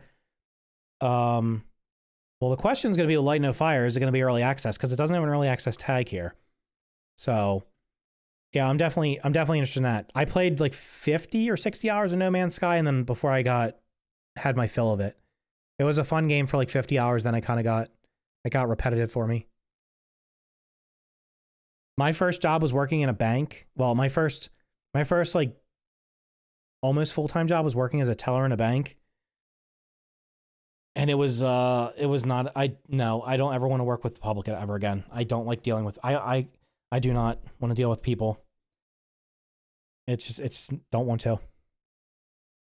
Rank your top 5 survival games you've ever played. I mean, we can just go to my most played games here.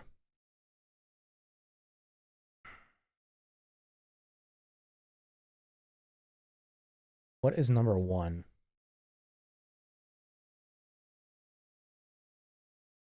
It's hard for me to... Scrap Mechanic? When Scrap Mechanic is... if it ever gets finished... This is sad. I said this the other day. I was like, there's actually a possibility that Grounded and Grounded 2 will both have been in early access and fully released before this game's finished. As a concept, this is my favorite survival game because I like the mechanics of it. No pun intended. But it has literally no... You have to make your own content. There's almost nothing to do in it. I would say Valheim's number 1. Grounded's probably number 2. What else have I played that's not on here? It's hard to rate games that are not finished. Abiotic Factor is a really good game. I 100% recommend that, but you might as well wait for it to be finished now. Terraria is pretty good. Terraria is pretty rock solid. Like, if you put a gun to my head and said you have to pick your top 5 survival games, I would say Valheim 1, Grounded 2.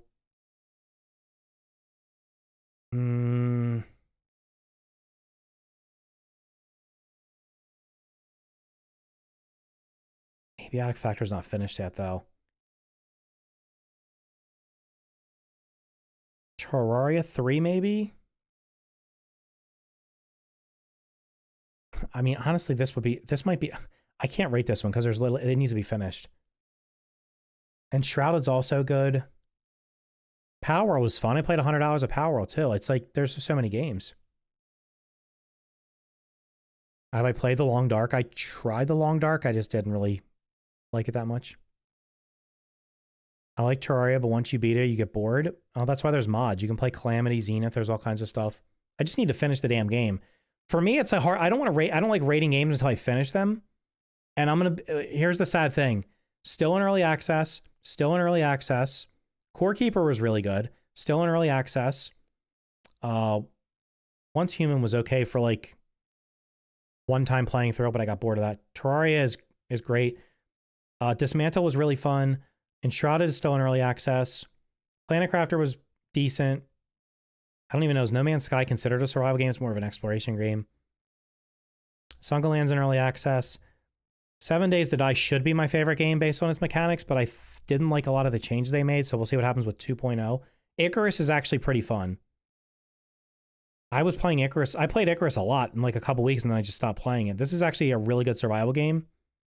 They just monetize it to death, so.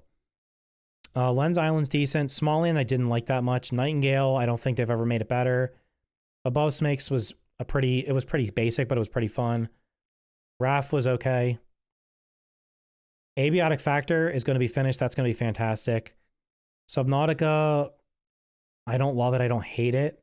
The Forest was good for its time, but wouldn't play it.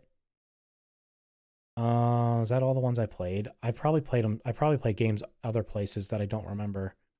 But yeah. Brought in Mops the 4 of Valheim. Well, that's your opinion, man. You're allowed to have your opinion. But yeah, I'm looking. Obviously, we're gonna play this. I've been waiting for Under a Rock and Light No Fire. Autonomica looks like it could be decent, but it also could be, I don't know. There's a lot of stuff going on with it. And then a lot of these other games, they're just sitting on here. I don't know if I don't even know. I put games on here and then I take them off. I was honestly super excited that they're making a Hot Shots Golf that I can actually play, because these games have always been on PlayStation, and I haven't had a PlayStation since a PlayStation 2. So yeah. But yeah, this is I got a month and a half to finish anything I want to play, because I'll probably play this for like at least a couple weeks minimum. Valheim needs mods. I don't like the sailing enough to be able to take oars through portals, for example. It's all right.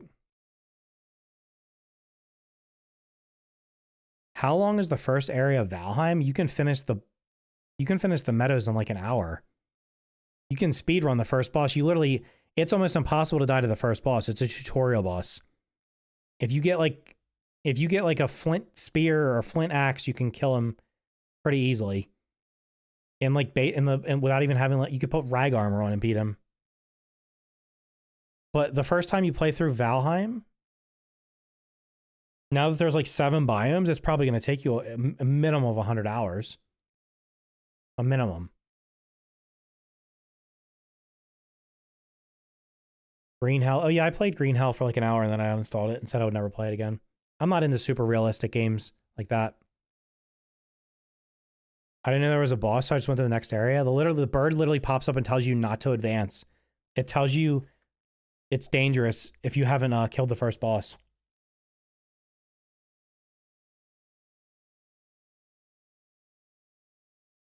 I wish Soulmass turned out better. Yeah, Soulmass was doing a lot and just doing too much in my opinion. So, is there anything I missed on this game?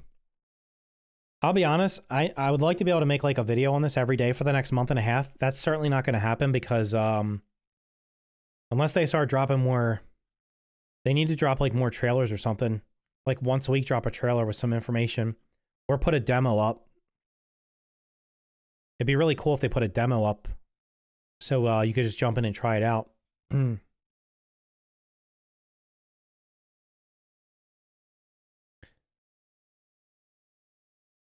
You didn't know there was a boss? When you spawn in, when they drop you into Valheim, you literally drop in the circle with all the boss statues. And it tells you where the first boss, it literally tells you where the first boss is. It puts a marker on your map. Abiotic Factor, like I said, when it's finished, I don't like judging things until they're finished, so I gotta wait a couple more months. I hope we can tier up low-tier weapons on Grounded. Why is the upgrade system such a divisive thing? It's like people either love it or hate it. I don't think there's any middle ground. I just do not... I don't know. I'm almost positive it's going to be in there because they made it such an integral part of the first game. But my God, the game was so much more enjoyable before they put that in.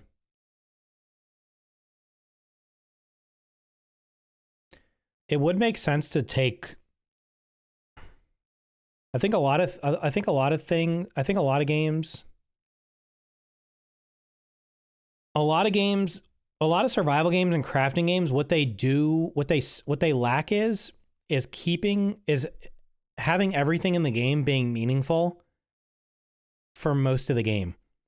Most of the games you get low tier gear, you get low tier resources, and then maybe you need them a little bit later on, but a lot of times there's just like, this stuff is useless.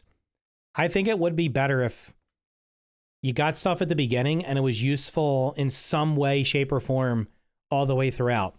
Example, what they could do with Grounded 2 would be, you have to make a pebblet spear, and then you can upgrade that to whatever the next level spear is, and you have to upgrade that to the next level spear. And all along you're using the spear, so you're upgrading the mutation for it to make it stronger, and therefore you wouldn't need upgrades. Or they could do like a couple upgrades like they do in Valheim. Like you just upgrade it 3 times with its own resource, and that's it. Like, oh, you made a pebblet spear? Okay, you just need a couple pebblets to upgrade it, and you're done. And it gets a little bit of better. I hope the base raids are improved. Yeah, I'm gonna be honest with you. If they have faction reactivity and they don't have anything to defend with besides what they had in the first game, I will literally turn custom mode on and not deal with them. It's just not even worth it. My younger son was playing on the shared world we had that we did co-op on, and he's continued playing. He's like in New Game Plus 3 or something like that, and he built this base up on the retaining wall, or up on the brick wall, and it was just hanging off. I said, what are you going to do if you get attacked by wasps? Because that's the only thing that's going to be able to raid you up there. And guess what happened? He got attacked by wasps, and they started destroying stuff. And I was like, you've already unlocked all the achievements. Just literally turn it on custom and not deal with their base raids anymore. They're not implemented in a way that makes them enjoyable. Imagine Mant Armor. I don't know why you guys think why would it make sense for a character you've killed to come back? Is there just going to be many Mants? I might do a tier up system. I mean, one thing they could do is like, I'm all about like, I think you should I like doing things where you upgrade. Let me see. Do I have my thing here? Let's see if we can do our little drawing here.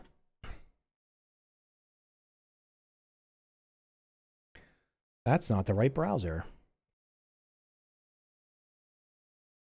I think it's on this browser.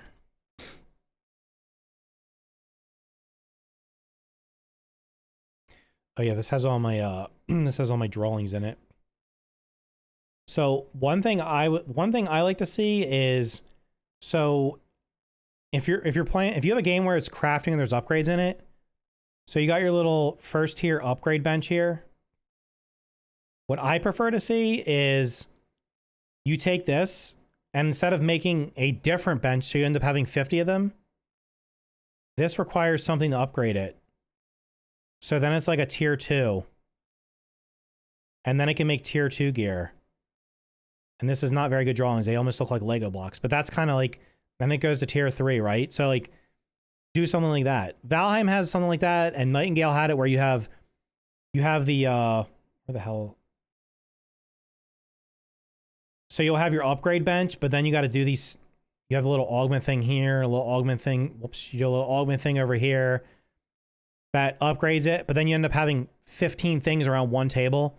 I don't like that either. I literally would just rather be like, here's your tier 2, here's your tier 1 workbench, and then you just go, here's your tier 2 workbench, and then you upgrade it from there. And that's how you gate progression. Core Keeper has a similar, yeah, Core Keeper does have a very good, Core Keeper has a very good system.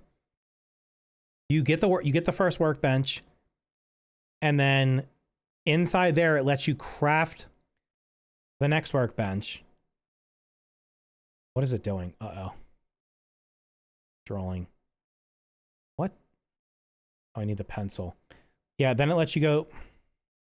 Why does it do? I'm not good at this. Apparently I'm not good at this program anymore. All right, then it lets you do this one. And then inside this one, it lets you go to the next one and the next one and the next one. So, but what happens is this one retains all the resources, all the crafting things from this one. So you don't need to have 10 different workbenches. You just keep getting the better workbench, which has all the previous crafting options in it. That's actually a really good way of doing it. That way it makes it feel like everything is like you're upgrading. It makes it where it's like you're not just having a bunch of crap, because you know what happens in most games, you just have a bunch of crap sitting in storage chests and you're like, I'm never going to use this again. So you've got all these resources, all these tools and stuff, and you never use them again. Like I always thought like the way of doing arrows in Grounded would be you start off with the, what is it, thistle? So you got the thistle. That's the tier 1 arrow. And then the tier 2 arrow should have been, you have to make thistle arrows. And then you add the feathers. Right? Look at my handwriting. And then for the tier 3, then you're adding whatever the tip on it is. So it could be the candy tip. So you could make like a mint arrow or something, right? But you still need thistle plus the feathers plus the mint. Like that's the way, that means like even at the very end of the game when you're trying to make the best arrows, the thistles which you got on the first 5 minutes of playing the game are still relevant. The feathers that you've been farming in the middle of the game are still relevant, and it makes everything feel relevant. Instead, what ends up happening is thistles have almost zero use later on in the game. Feathers you can use for building, but if you're not going to use them for building, they have more uses than the thistle, but they don't, like, they become irrelevant. So there's very few resources that you need throughout the game. So I'd rather them have half the resources, but have them be used in more things. That would help with inventory management. It would help with storage. So you don't need to have 30 chests that have 100 slots in them. Like you could literally just have half the resources. Just streamline it down and think about if you have 30 resources in there, you should have like a matrix, right? You should have a, this is going to be very poor drawing here. You should have a matrix if it's like, here's resource 1, here's resource 2, and so on and so forth, right? All the way down to like resource 30. And you have all these things here, and each one of these should be involved in many crafting recipes. You shouldn't have a situation where you have a resource that's only used in one thing, and then it's not. Example being nectar. Nectar in Grounded is only used in, I think, one cooking recipe, if I remember correctly. They could have used that to make a sticky trap. They could have used it to make, I don't know, some kind of armor. I don't know. Like, I'm just thinking out, like, if you have a resource that's only used for one specific thing, unless it's like the upgrading things, maybe, but like, here's a crafting resource that's only used in one thing. Like, sap's used in a lot of stuff. Like, everything should be like sap, where you're using in a bunch of things. What do splinters do? Use them to make tier 3 arrows, and they're also in, like, the splinter spike trap. I don't know if they're in anything else. As long as they don't sell cosmetic skins and battle passes, no, they're not gonna. Most survival games don't do that. Nectar could have been a smoothie base. Yeah, there's like, that's an idea. To go back to rocks, and I want the weapons to be upgraded by the tier of the rocket matches until it's maxed out. So tier 1 can be upgraded without worrying of not having enough. Yeah, that was another flaw of the upgrade system, was the fact that if you didn't know any better, you'd probably upgrade your gear, your tier 1 gear. And then when you start unlocking tier 2 gear, you realize I've run out of tier 1. I've run out of the upgrade rocks. And now there's none of them left. So now I have to go kill a bunch of enemies to craft the rocks that I don't have anymore because there weren't enough of them. I think that's also a way of doing it. There's a tier 1 upgrade rock that upgrades. For me, it should be, here's how I would do it. You have tier 1, 2, 3. There's tier 1, 2, and 3 weapons. And you have the same thing. 1, 2, 3 of an upgrade resource. Right? So this would you would upgrade each one of these 3 times. So this would go to level 1 to 3. This would go level 1 to 3. This would go level 1 to 3. Simplify it. We don't need everything going to level 9 because no one's upgrading this to level 9 and no one's upgrading most of these to level 9. So basically what you're doing is you're hoarding all your gear till you get this, and then you're upgrading only these to level 9. I do think that would be a better solution, is only having them be upgraded 3 times so that you actually can use them and not worry about running out of them. Will be cool if you reform tier 1 to tier 2. You should also be able to recycle stuff too and get the resources back. Who could be the thing who watches you and stalks us now? I mean, it's probably the same as the first game, isn't it? Instead of making resources reusable for multiple things, they should make a ton of resources, but every single resource is only one thing and there's a different resource for each thing. You want them to have like 100 resources? I mean, then what happens with your storage? There's no way they're going to do that. That's too much work. Most resources are going to have multiple uses, because otherwise you're going to come up with 150 different resources to make 150 different items. I don't think that doesn't seem, I don't think they would do that. Does everybody think the turrets are auto turrets or not auto turrets? Because that was another thing. They showed them in one of the videos where it was like, whoops. They were moving up and down.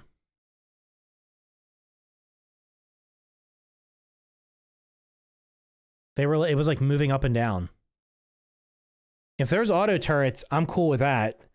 If that was just like a visual effect, I'm gonna be sad. Are ash walls not worth the cost? In my opinion, no, they're way too expensive to build. You're fine just spamming mushroom walls. Auto turrets too OP. They did no damage in the first game, so I don't think they would be too OP. I hope they're a man from another player. That's what they are in the first game, and nobody used them because they were so weak. I tested them out. You literally had to like, you couldn't kill basic enemies with. You could kill like a worker ant. A soldier ant took multiple shots to kill. So then when you get like an actual tanky enemy, you're putting like a whole clip, like 50 clip into them. Do they have the entry hatch? Because it would answer the question. They look exactly the same as they did the first time. They're exactly the same. I don't think they look any different. That's an issue in balancing? Well, yeah.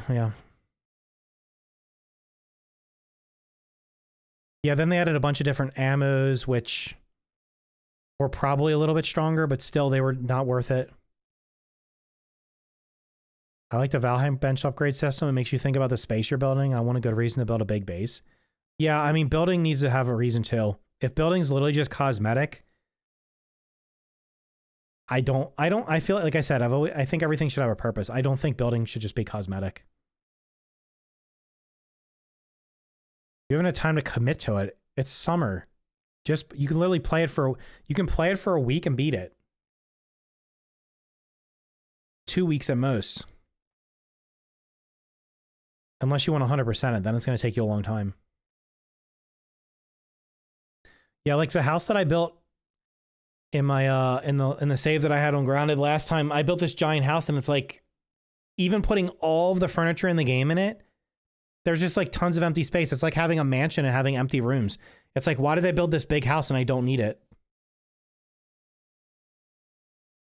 Where the turrets are better balanced. I just want to see different traps. I want them to put like spike traps, sticky traps, wall darts. Like, that's the kind of stuff I want to see. The turrets I could do without. If there was one animal or insect to be in the game, which one would you like to see? A rabbit or a squirrel? I think a rabbit would be interesting because you could get its fur for the cold biome. I think a squirrel being up in the tree and dropping acorns and you having to avoid the acorns and not getting crushed by them could be pretty cool. You can give each crafting station its own room. Yeah, there you go. What's the orange thing on the side of the turret? Oh, that's where the ammo gets loaded into it fictitiously. They do look exactly the same as far as I know. Hold on. Where is... Here, I recorded this so I can actually... I will mute this so we don't have to listen to it. Where were the turrets?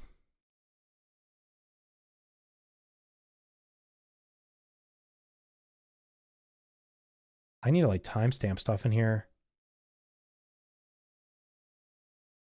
I think it's towards the end.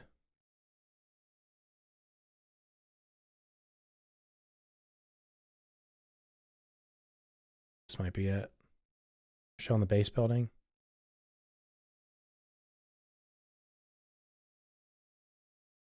Wait, somebody was asking about the builds also earlier. There's a scene in here where they show the turrets moving. I don't remember where it is.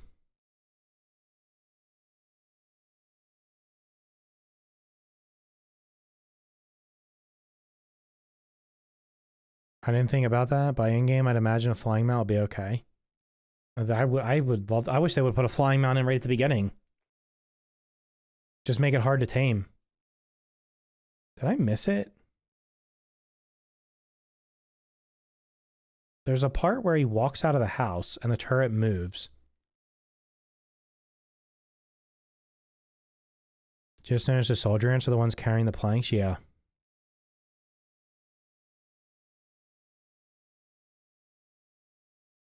I don't think that... We don't know if there's auto turrets or not. Wait, was it at the beginning? There's a scene with the mantis. Oh, where the hell was that? It might have been in the other trailer. By the way, did you guys see the... Hold on. There's your first Mega Milk Molar. There's a Mega Milk Molar on the tree here. So, start your guide videos. There's also looks like there's sap next to it. Mant as a buggy. Mant? What? You guys are... Why are you obsessed with this one? People are obsessed with this one character. I don't know why. It was like a one-off character in the game. Somewhere it shows... I can't skip because they literally go back and forth so fast. Actually, I should just do this. We'll let it play at 2x in the background until it catches up. The turrets, some of the last shots, I think. Of the 12 of the developer direct?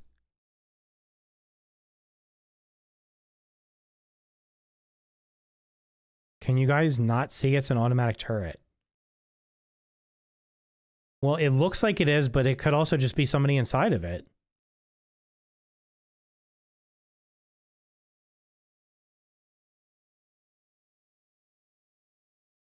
There's auto turrets at the end of this?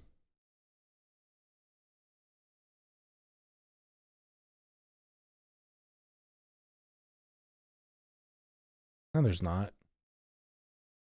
Unless I went too far. This isn't the trailer. This is like the 12-minute video from... I don't know where the hell it is. I don't have it timestamped. Or wait, do I have it timestamped? Hold on.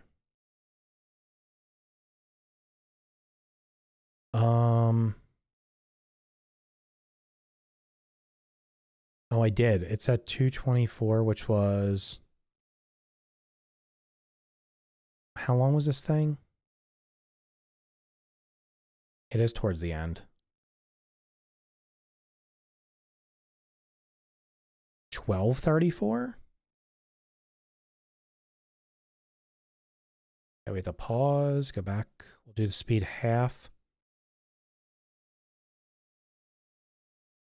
Yeah, see, there's the turret. It has a hatch on top of it. There's one character here. I can't tell if there's somebody sitting in that chair up there. See how it's moving up and down? It looks like there's somebody sitting up there. So we don't know if there's somebody in it or not. Although, to be fair, where it's placed, you might not be able to get inside of it, so... How do you have proof that it's going to release on PS5? You have no proof. They've not said anything about PS5. Next month for the release, it's early access on July 29th. Yeah. It shows the turrets in the announce trailer is what I'm saying. Oh, but you see here how it's like not... It's not, you don't know if there's somebody in there. You have an image? Great. Where'd you get that from? The image they showed said it was only coming on Xbox and PC. So somebody probably photoshopped it. Yeah, there it is moving up and down.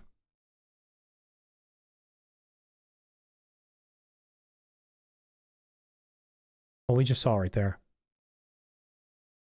From the Obsidian website.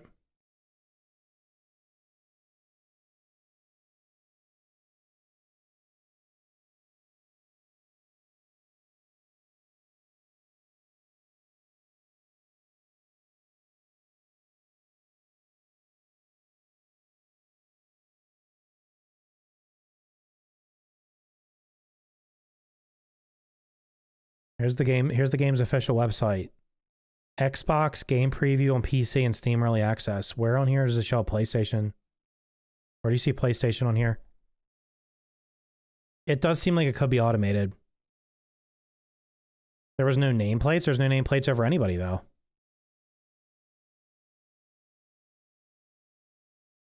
You can tell me where it is. I'm literally on the webpage. Where am I looking for it? I don't see it.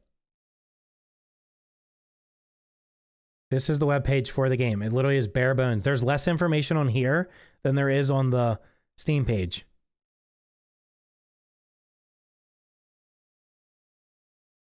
A portable base buggy? What does that mean? Like you can take a whole base with you? I don't know where it exactly was. Well, how can you send me an image if you don't know where it was? Also, is this the Broodmother? Is the Broodmother confirmed? You're disappointed there's only going to be 2 mounts. Well, 2's better than 0. You can see the turrets move in 3 different shots. I mean, if they're like literally like aimbot, then fine.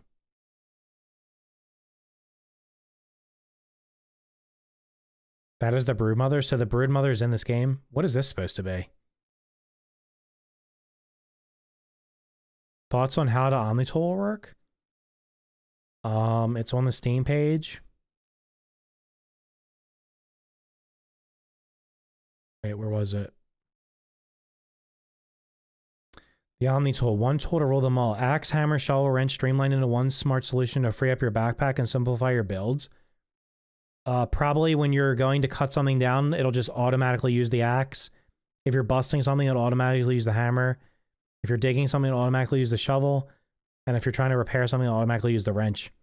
That's what other games do, so you don't have to have it equipped. It'll literally just automatically use it. I wonder why the Scorpion has purple eyes. I don't know. It could just... in one of the scenes it had red eyes, I thought. Looks like a megaphone. Maybe PS5 a year after. So it's not going to come to PS5 until a minimum of 1.0. And more likely than not, it probably wouldn't be until a year after like the first one was. So you're probably talking about this game being on PS5 in like 2027 or 2028. It's in the community blog. On their website, because their website didn't have a community blog. Search Obsidian community blog.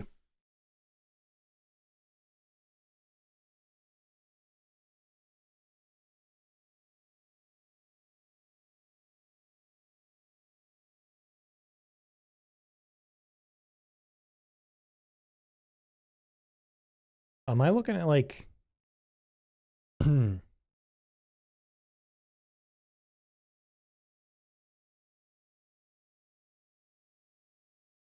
That can't be right.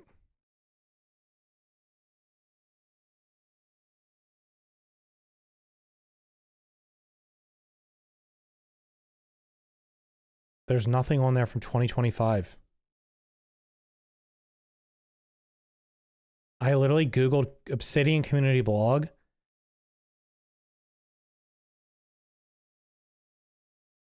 Forgive me, it's fake.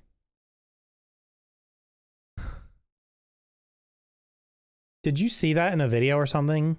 Like literally, here's what I will tell you. If you didn't see something in one of the official videos that they've put out, don't believe it.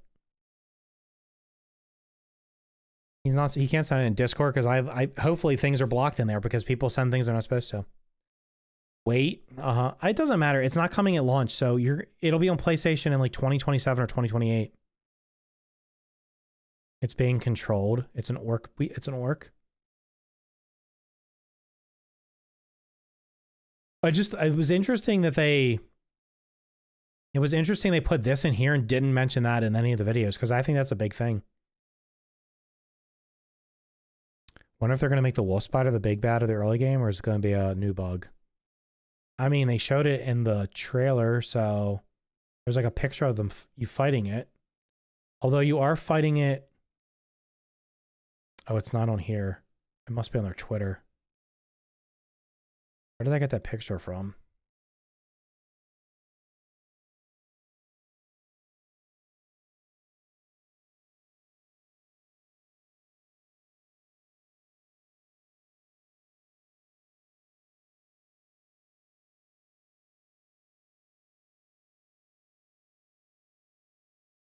Here's the wolf spider, but you're on an orb weaver, and they said getting the orb weaver mount was late in the game, so I don't know. I mean, unless they change its attack pattern, you literally can just kill it early game. It's not going to be a big deal.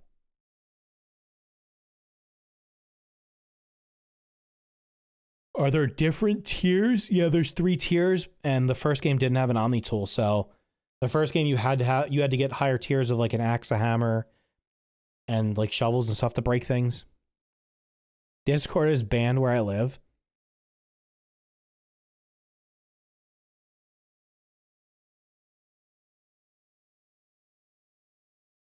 It says 3080 is recommended. That's not like, you don't need it. I mean, the Ore Weaver should be like tier 1, honestly, right? And the Wolf Spider tier 2. If they're gonna, who knows if they're gonna have other spiders, but yeah.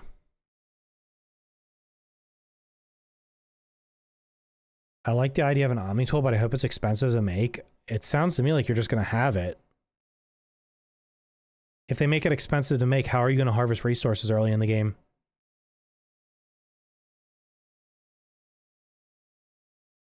Where do you see a PS5 logo? Well, I don't know what you're talking about. Right on top where? First of all, on Steam, they're never going to put anything besides Steam. There's no Xbox or PlayStation things here other than this being the showcase. I wish games were more optimized for PC. Yeah, I do too. Why is your PC with better specs running worse than a Series S? I don't know. Why am I using my PC to play Nintendo games? Like Terraria and that Gnomes game. I don't really like the idea of an Omni tool. It just seems too easy. Well, I mean, inventory management was a pain in the butt. So it's 4 extra inventory slots. Considering how Grounded 1 was on the first Xbox exclusive games to jump to PS5, I wouldn't be surprised for it to launch PS on 1.0. I don't think it will. I think it'll probably be like the 1.1 update or something. In any case, you're talking about the summer of 2027 at the earliest.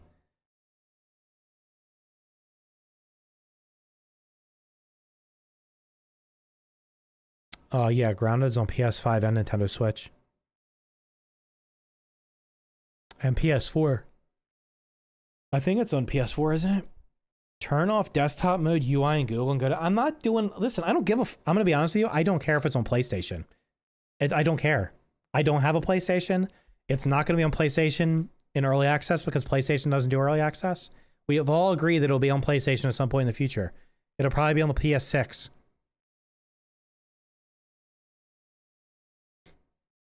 I still think you'll need to upgrade the Omni tool. Perhaps. Everybody wants that lizard boss. If nobody would ever leak that thing, you would have never saw it. I just wanted to prove it. A dev just confirmed the banner is incorrect. I don't know what banner anybody's talking about. Holy shit, dude.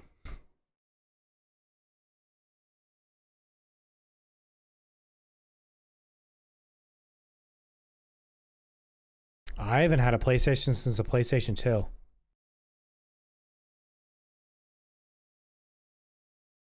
If you're saying it's going to be on PlayStation because that's what you have and you're going to have to wait for it, it's going to be 2 to 3 years before you can play it. So, enjoy the wait.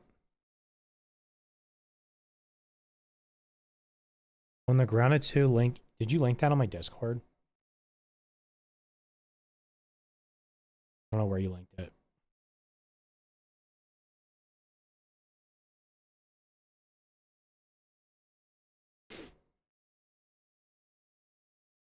In this chat, you linked something in this chat. I probably missed it. If it was when I was watching the video, I was not reading the chat hardly at all. Oh my god, we're almost... Guys, we need 9 more likes to hit 200. Can we get to 200 likes? How do you think you're... How do you think you'd... How long do you think I would spend on it? I will play through the content at early access and see how long it takes. I suspect it's probably going to take 30-ish hours. I got a PS 4 years ago for $50. Haven't booted it up in like 3 years now. Why did you get it? That's the why. He means the game chat channel in Discord. Oh.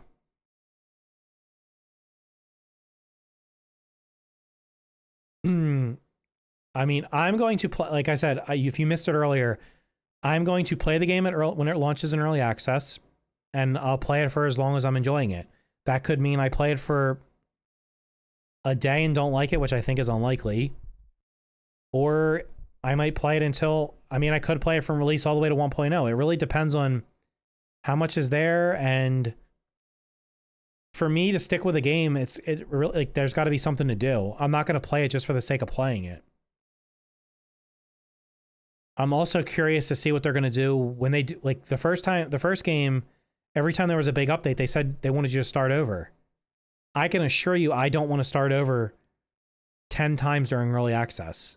I don't want to do the same couple hours of content over and over and over again every time there's a new update. I would prefer that the updates add on to the end and you just can play them.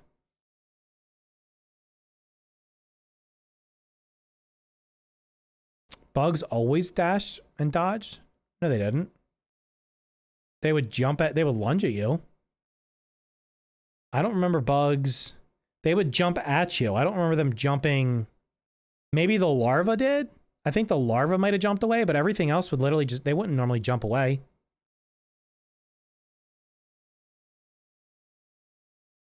What do you think about a mantis mount to jump around? I thought I saw something. I mean, I thought I saw... Did I see... I could be misremembering. I thought I saw something about them not wanting to do a grasshopper mount, but that could be... I could be misremembering. I don't know. It could have been somebody else saying that. I think they should have a flying mount. 100% there should be a flying mount at some point. Yeah, they jump away randomly.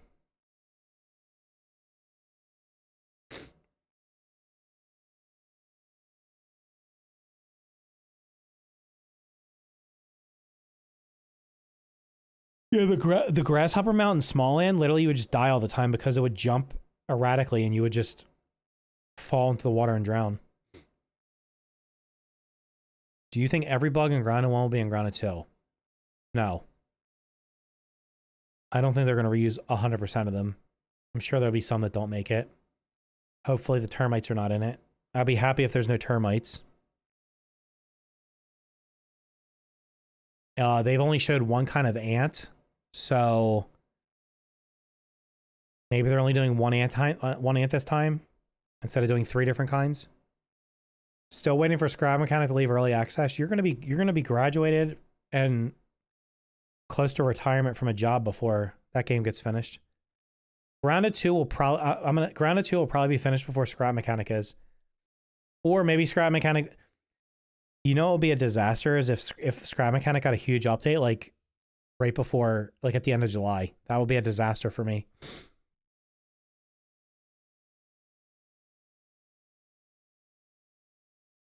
You think the infected bugs are coming back? I don't think so. They said there was a toxic waste area that has the roaches in it, so I don't think they're going to do a toxic area. I think that's just going to be where the roaches are. I don't think they're going to do like a infected thing. I mean, they could. They haven't showed the whole map, but I don't want everything from, listen, I don't want them to just be like everything from the first game is in the second game and then we're just adding stuff on top of it. If that's what they were going to do, they should have just made a DLC. I want them to come up with a lot of new ideas. I'm okay with them reusing like assets, like the basic things like the workbench, the building materials and stuff like that, just to like speed along the development, and then having some of the creatures from the first game, but I don't want them to be like 100% everything in the first game's in the second game. Like I hope they don't have, I hope the bosses are all new for the most part. I really wish there was no mosquitoes. When they show the mosquitoes, I was like, no, my arch nemesis, just don't have mosquitoes.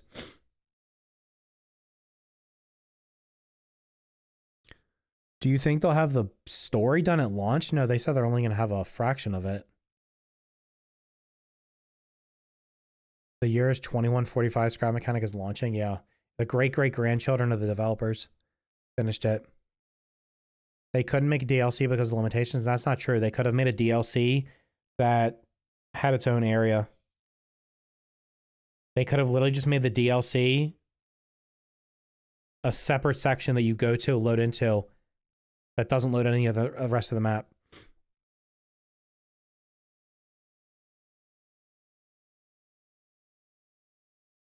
You just unload all the other assets. What about the mutant berry? That was probably cut I never heard of that being cut content, but I suspect that was probably going to be more, and they ended up just shrinking it down because they didn't have enough space. There better be an ice cream cart maze. There's at least 60 bugs. Yeah, there's at least 60 bugs, not at launch. They did not say there's 60 bugs at launch. There's going to be at least 60 in total. We already know like half of them. I made a list of them.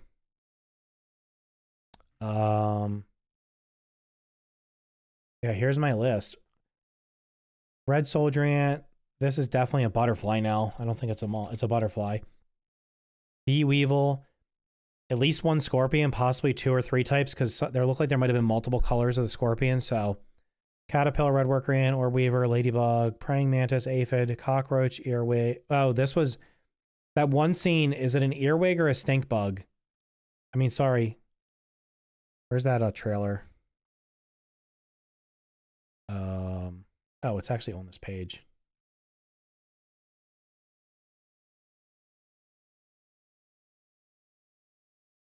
So right here, God damn it, didn't pause. What is this? Is this a baby cockroach, or is this some other type of bug? All right, dude, have a nice day. So that was my question. Not sure if this was it's either a baby cockroach or it's a different bug. Stink bug, larval, wolf spider, snail, firefly, crow, mosquito, spiderling, bombardier, beetle, gnat. Those are all the ones that were shown in all the videos so far, from what I saw. I don't think I missed anything. But you could say, so that's 1, 2, 3, 4, 5, 6, 7, 8, 9, 10, 11, 12, 13, 14, 15, 16, 17, 18, 19, 20, 21, 22, 20. That's 23. 23 to 25, because there might be multiples of these. I'm sure they'll probably have, what's not on this list? Lawn Mite, Orb Weaver Jr.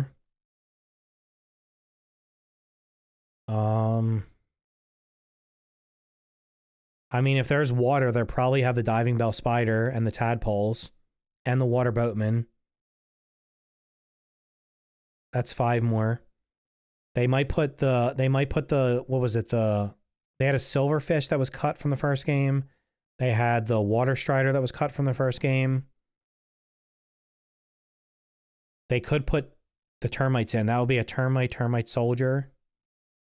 That's 10 more right there. That's mid-30s.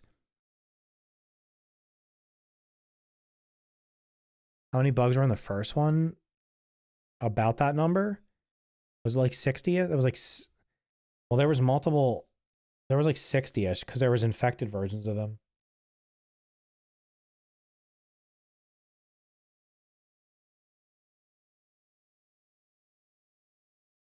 Someone posted images from a 30-minute demo on the Grounded subreddit.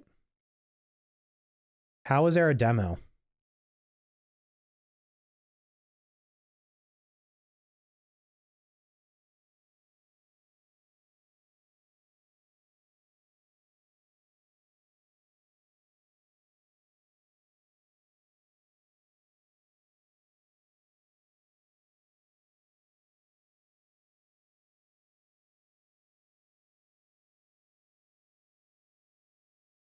Oh, brood.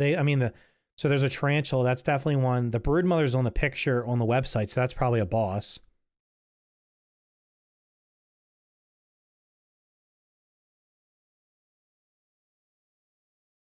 There are no plans for a demo. Are there any plans for them to reach out to creators to give early access so we can make videos for launch? If so, how do I sign up for that? I don't see anything on this subreddit about demo pictures. Unless there's a second subreddit. Holy shit, dude. That's a massive freaking spider. Oh, no, it's not. It just looked big.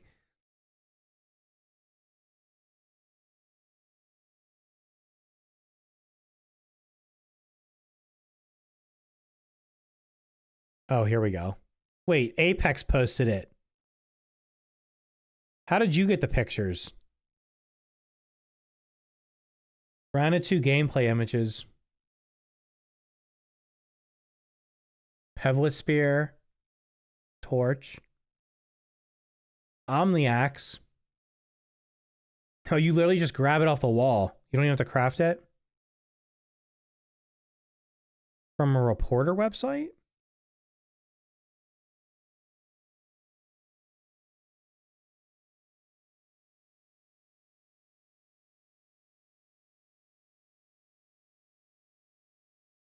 Looks like the handy Nat's back, maybe? Dodge in any direction to avoid the enemy.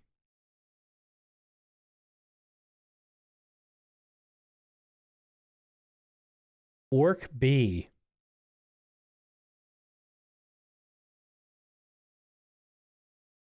Okay, so there is a chilling effect. That's to be expected. There's the Orb Weaver Jr. Oh, there's the blueberries. Okay.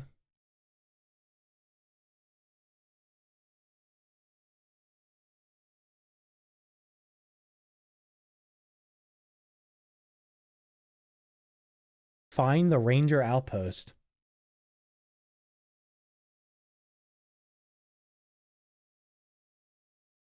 Red Worker Ant. Investigate the snack bar anthill. Purchase the Omni Shovel upgrade. Analyze a cloverleaf at the resource analyzer. Okay. So you do have to upgrade the Omni tool. I thought I saw raw science in one of the pictures. Whoops. There's a milk molar nearby. And I don't know what the hell these things are. There's a milk molar nearby here, too.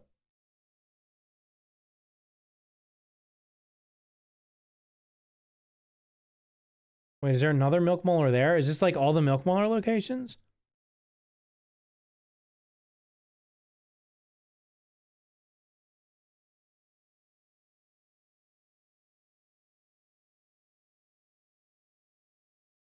Wait, what website did you get that from?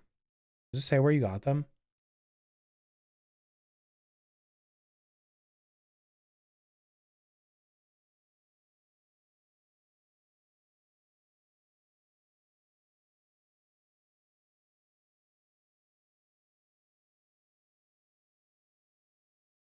I kind of hate the Thirst UI. Hot take. I don't like hunger and thirst in video games. Can we just have the foods give you health and stamina boosts or extra buffs and you don't have to eat or drink? When I was playing Terraria, I was so freaking happy I didn't have to eat or drink every 5 minutes. It was great.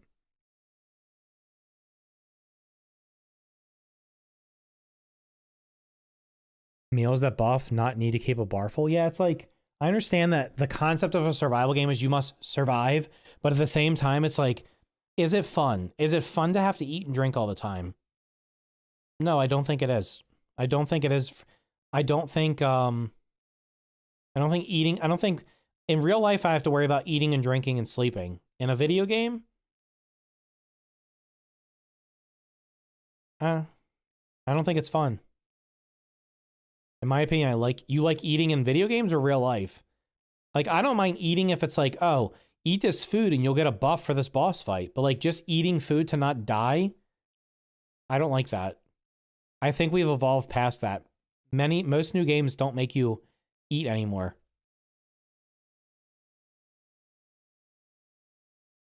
In real life? Oh yeah, I do too.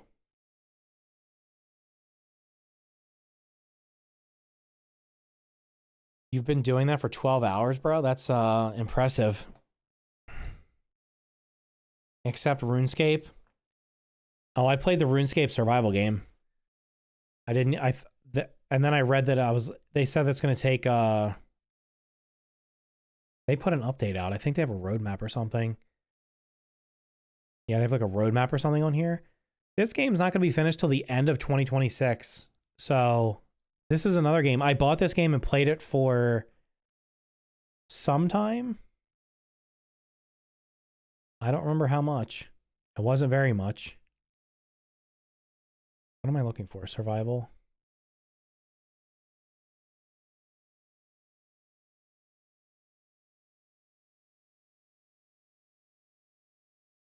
Six hours. Oh, wait, you've played this. I played it for 6 hours before I stopped. This game's not going to be done until the end of 2026. So, that'll be when I reinstall it. They're like, we're going to do this. Has anybody played Dune, by the way? I was offered a key for Dune, and I literally just didn't download it because I was like, the game requires you to play multiplayer if you want to do everything. And I just don't want to be playing in a guild and stuff like that. I just don't care, so I just didn't even bother playing it. Granted, it's 56 bugs, 7 bosses.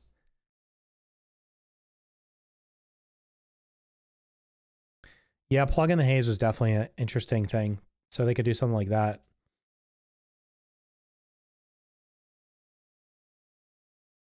Like eating and drinking, it fills in the downtime between fighting. Well, they could just fill in the downtime between fighting and by having you do more fighting. I don't know.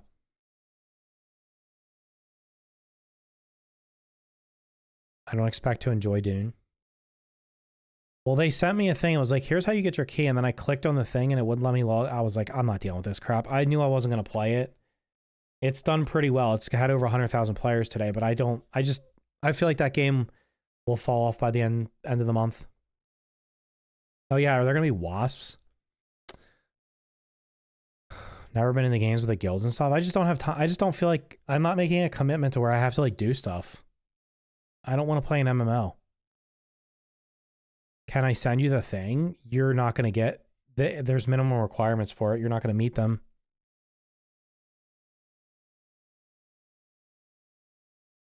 You have to have like a certain number of subscribers or followers on Twitch to get into it. And I don't think the number was low. I don't think it wasn't like really... It wasn't high, but it wasn't like super low. Yeah, you said that. I hope Grounded... Wait, did you say you were leaving like 20 minutes ago and you're still here? I hope Grounded 2 is going to have robotic weapons. What will that become, an area of ice? Did you not see the trailers for it? Yeah, there's an entire coal biome. There's a whole biome inside the ice cream cart. And then there's going to be a hot biome inside the hot dog cart, it looks like. And then there's a toxic waste biome in the anthill. That's all the stuff they've said. When can we sign up for the beta testing? For what? Was Burgle's death discussed? I didn't say he died.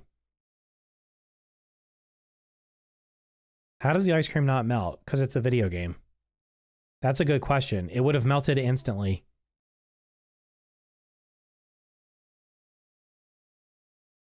For the game? There's no beta testing for the game. It comes out on July 29th. You have to purchase it or get it on Game Pass.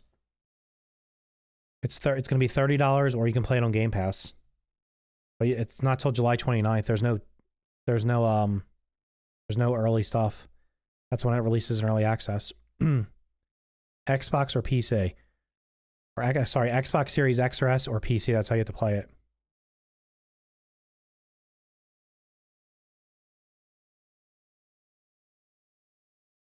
I wonder if time moves slower. Yeah, I'm not sure. Like, there's really no like this not melting doesn't make any sense.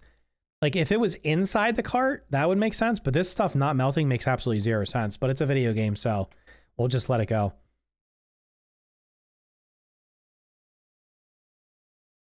I didn't play Grounded solely for the fighting. If I wanted, I'd play Elden Ring. What did you play it for? Did you just play it to... You played it to eat and drink? If you played it just for building, you could have just played it on creative mode. I made it a lot easier. I hope they don't have... I don't want them to have... I literally don't want them to have the same biomes as the first game. Like, just don't have... If they're going to have a hot area and it's a hot dog cart, that's fine. We don't need a sandbox. We don't need a haze area. Like, don't just recycle all the biomes. Have different biomes. Have them in a different way. I wonder if the frozen grass will shatter. I don't know. Well, I guess we'll find out. Maybe it gets more and more melted as you progress the story. That would be interesting. The charcoal never cooled down. Yeah, that was weird too. Why doesn't the park reopen? I don't know. These are all questions I'm not the one to answer this. None of it makes sense. Why in the backyard of the first game is there just food randomly in the same spots all the time? When there's no humans at all in the game to leave them there. Why is there food on the picnic table that someone put there, but you never see it put there? Because it's a video game.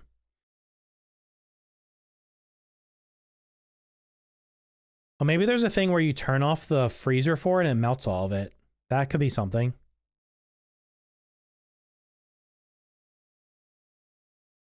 They said it's right after an immediate close, but to people's point, so this is immediately after it closes.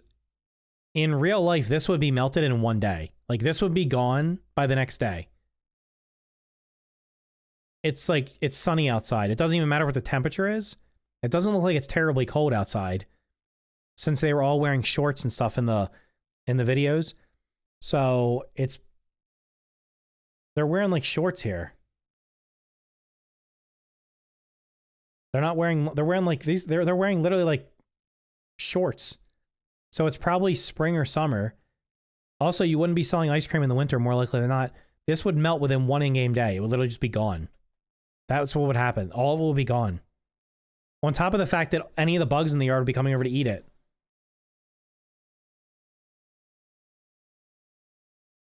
I like the whole package. The fighting was good, building was good, progression was alright. Didn't really like the new game plus though. Yeah, I didn't care for New Game Plus myself.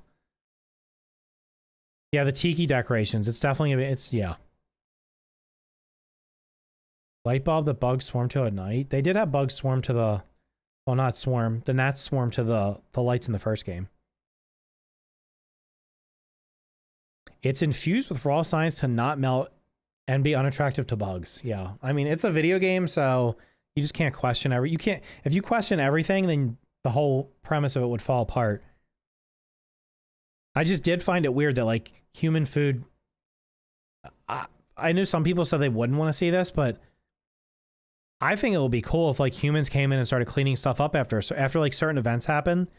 Like, not like a certain amount of time, but, like, you do something and then it triggers events to happen. Like, the ice cream cart starts getting cleaned up. Also, I really hope there's weather. There was not... Every scene they've shown was, like, sunny. I really hope there's weather in this one. At a minimum, like, rain.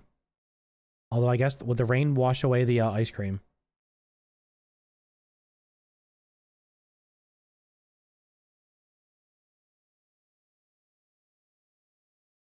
There's no toxic bugs.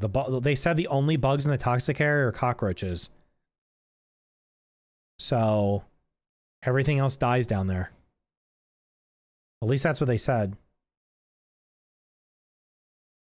Yeah, like, having the map actually dynamically change is something they could really do.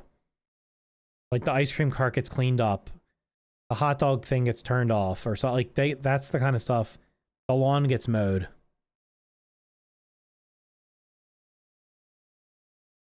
The sour stuff was good in New Game Plus because you could just steamroll everything with it. But yeah, it was pretty useless other than the very last part of the game.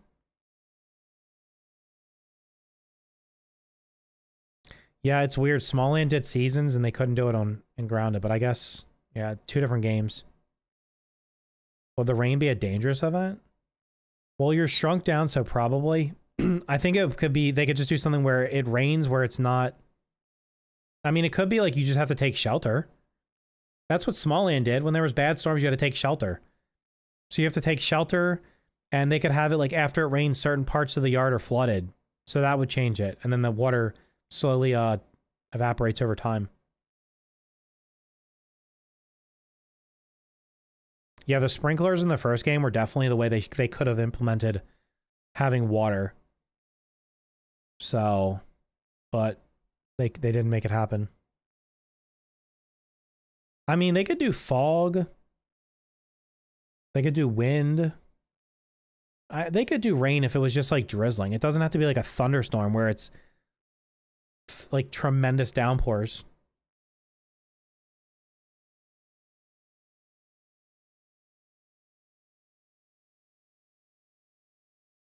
They showed volumetric clouds in the trailer. Where did they show that? What part was that in?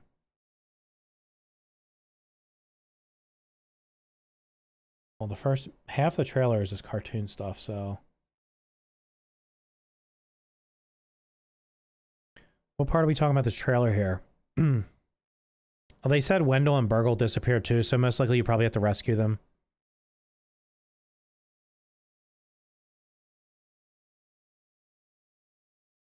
What are these volumetric clouds you speak of? Are you talking about like this, that like fogginess like right there?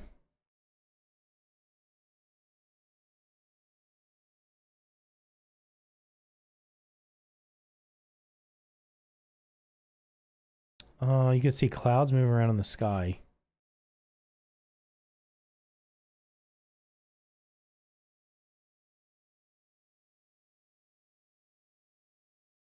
You can't really see everything in here is cut. You got like 1 second, then it's cut.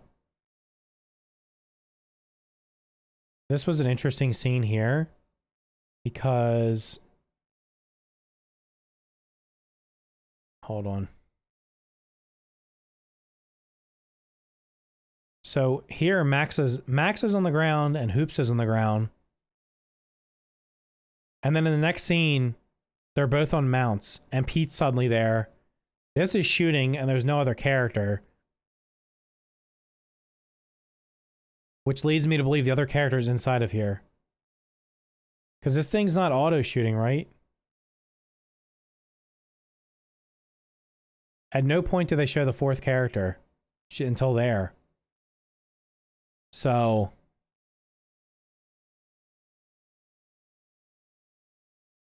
they showed the inside of Burgle.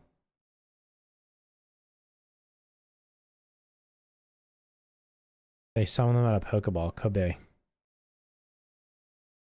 Yeah, I mean, there was sequences in the other video where the 13-minute thing they did where you could see that everything was like, it was like, I looked in the background, I was like, is that a dead bug back there? And I was like, oh, that's the praying mantis that they kill in the next scene. Yeah, that could have been inside like the hot dog cart. Right? I mean, or even the ice cream cart.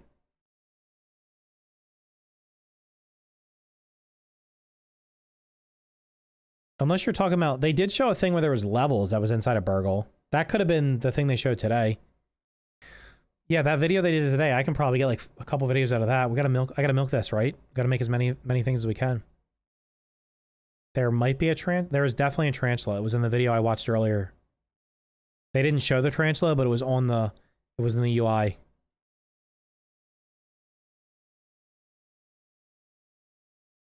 Burgle lays headless on the ground in the shot of the park. When is that? Where do you see that?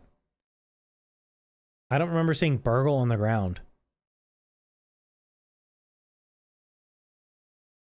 I've watched the trailer and that other thing in like quarter speed 10 times each. I don't remember seeing Burgle on the ground. When was that?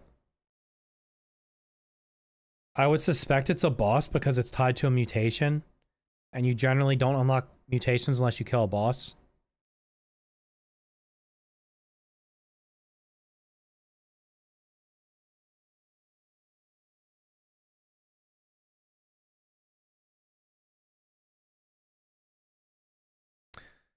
Well, when they said dual wielding, that led me to believe you could have 2 different weapons. It sounds like there's just, you have 2 daggers instead of 1.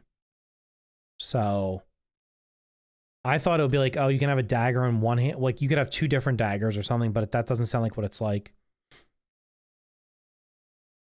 How do I miss this?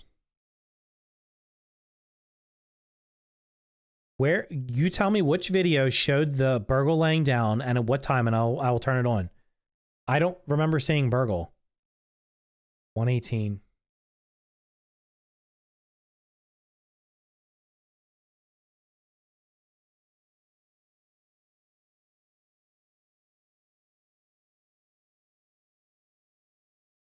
I literally just went past 118. Where's 118?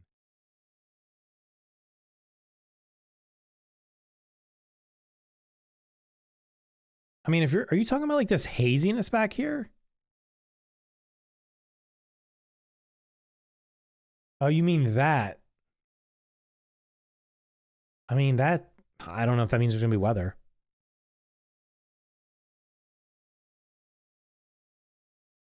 Yeah, I know. I watched the podcast thing. It didn't show Burgle. Did it show him laying on the ground? I mean, I could have missed it.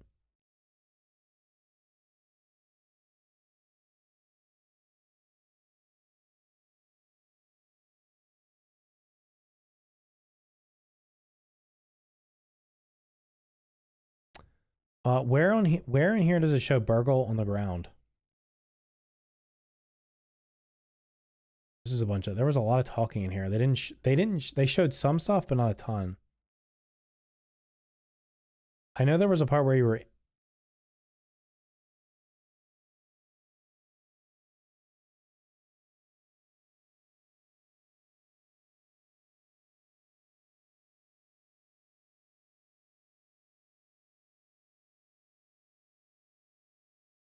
well, they don't say what this is. This is in like a couple of the videos. It doesn't say what this is. It's different. Buggies.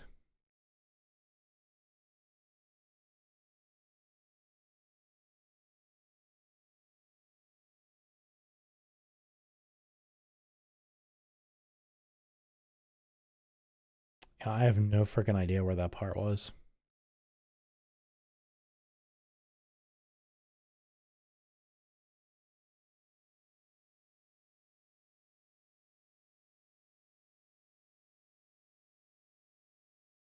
Was when they're in the lab walking to the observation window? That's literally in the trailer, isn't it?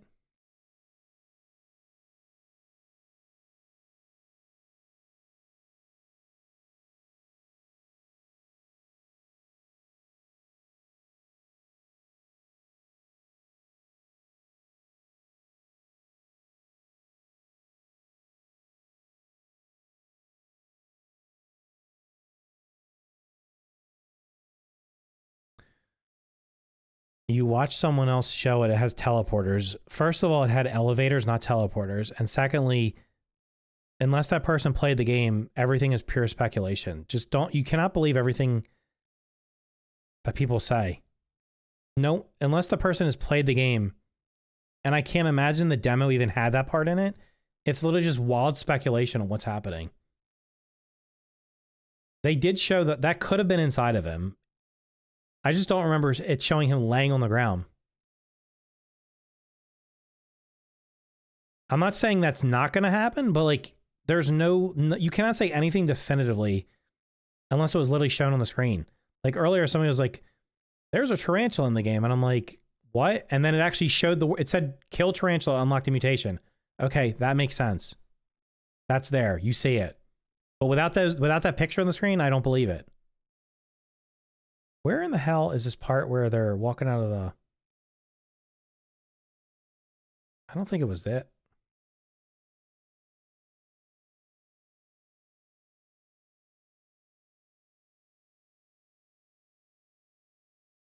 Waiting for better combat. The combat looks better.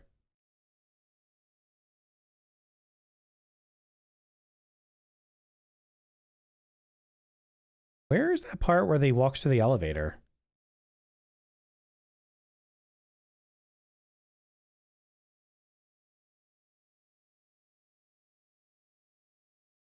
I don't know where it is. This video? Can you tell me where? It's not. I don't not believe you. I just need you to tell me where it is in the video. Because I'm like, that's the Outer Worlds. Is there a garden area? There's like there was a picture of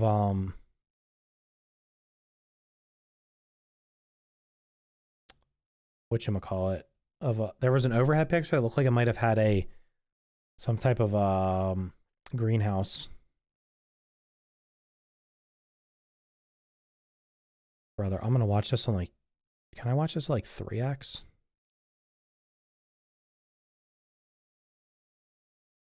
Let's just let it play 3x. I watched this at the beginning of the stream, and I paused it and said, "Is that an elevator?" It's right there. Back.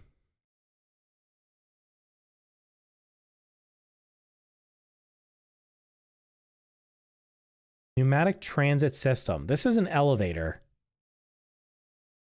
It's some type of elevator. It's a tube that shoots you up. My camera's probably blocking it. Let me move my camera. This has a picture of Burgle. It shows first level, second level, third level, fourth level, fifth level, and a basement level. Is this what you're talking about?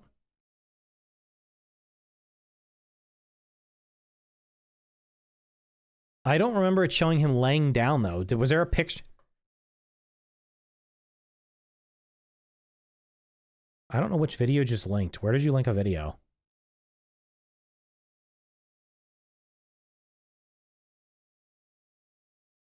This is not it.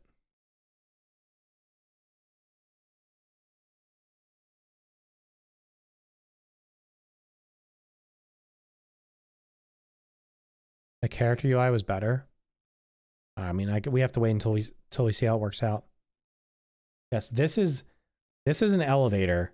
I can't even say it's an elevator. It looks like it's like an air tube that shoots you up. Gets out. That's it. That's literally the entire thing. The video is not going to show. You cannot send links in the chat. It's not. They literally all links are blocked in the chat. Yeah, the trailer had like, you hate the trailer, brother. Do you know how long the video I put out today? I recorded the audio for it in like 15 minutes. It took me probably 2 hours to try to figure out where the things were in the video that lined up to what I was saying. That was like the bulk of it. I mean, you just need to tell me what video it is. If it's on another YouTube channel, I'm not watching it. If it's in here somewhere, it's probably somebody's YouTube short. I mean, in here they show that, like, that looks like it could be, whoops.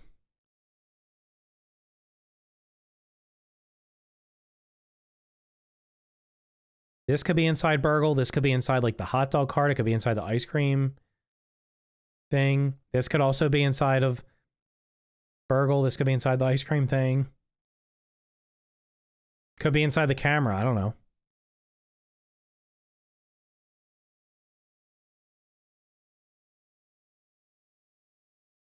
Burgle's torso is a part of one of the videos.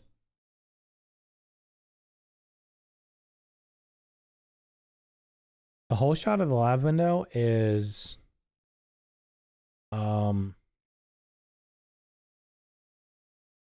that in the trailer?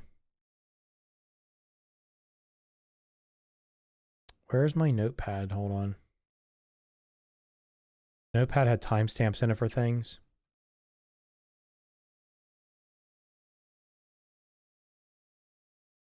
Oh, that's gonna be like 4 minutes into it, maybe.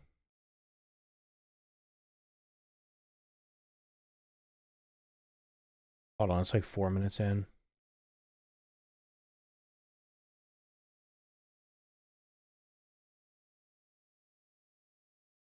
I think it's like right after this.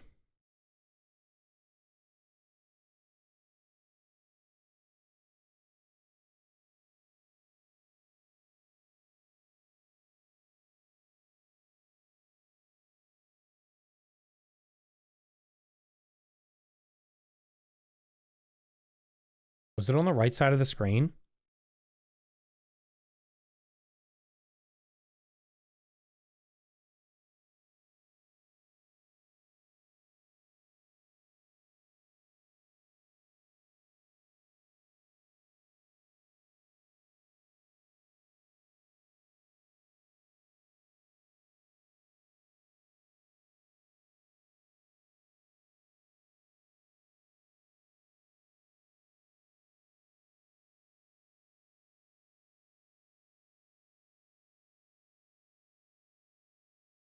Is it over here?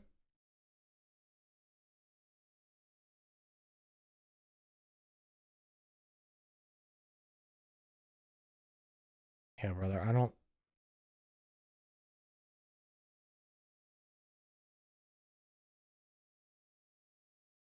If it was there, it's like really... It's like, is it there for like one frame?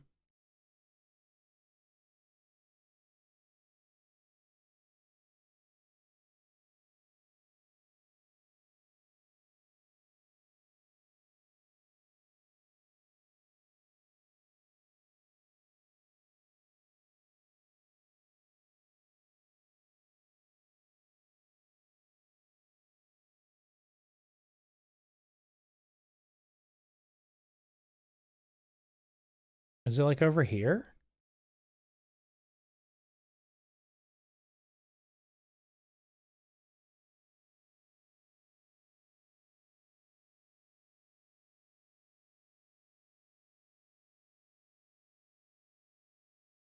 You think that's Burgle right there?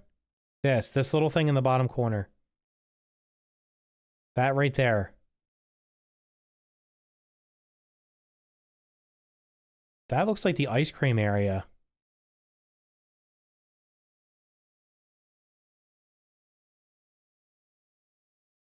It's next to Hoop's leg.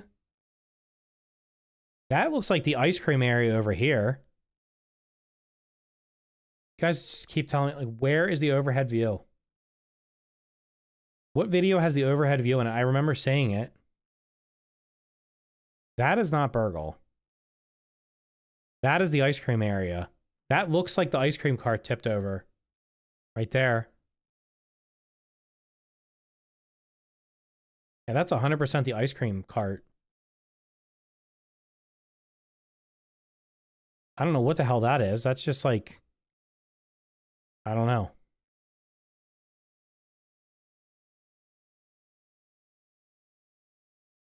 I'm almost positive that was the ice cream area over there. Do you know which video has the overhead scene you're talking about? It could be... I don't know. It could have something to do with the amplifier here. Who knows? There was definitely an overhead picture in one of the videos. I don't remember which one it was.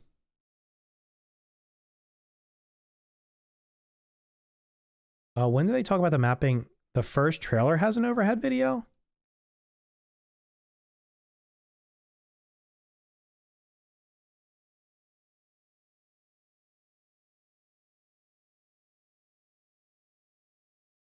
What time is the overhead?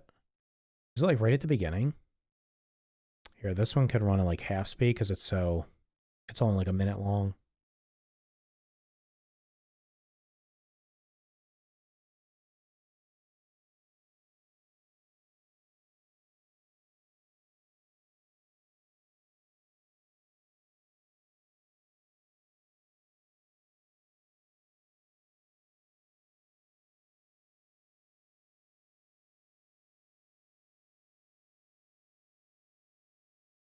So that was the ice cream spill, like I said. Where do you see Burgle?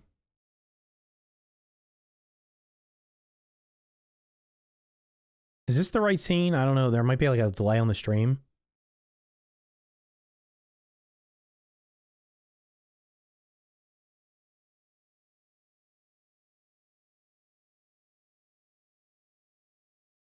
Where?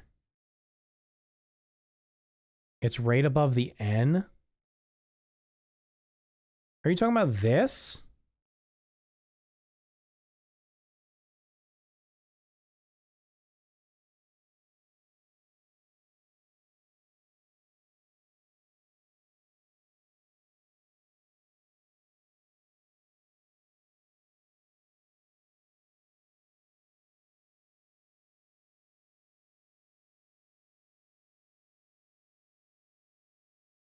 That. I mean, I can't even tell what that is. Let me see if I can enhance.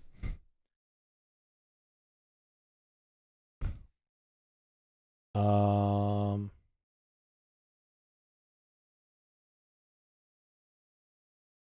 the speaker is right there.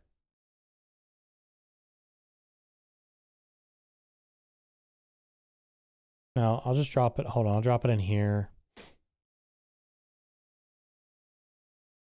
I mean, it could be. I'm not saying it's not. It's just not. It's not obvious to me.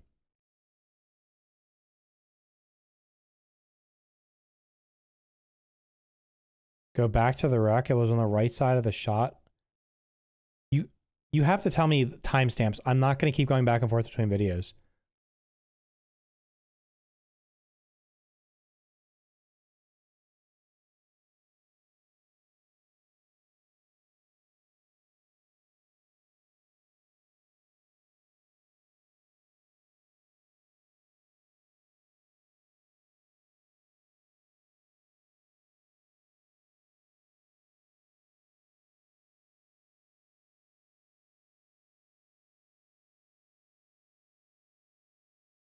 Hold on, I'm upscaling the image. Let's see what it looks like. Are you saying like this is his, if this is his treads right here, where's his head?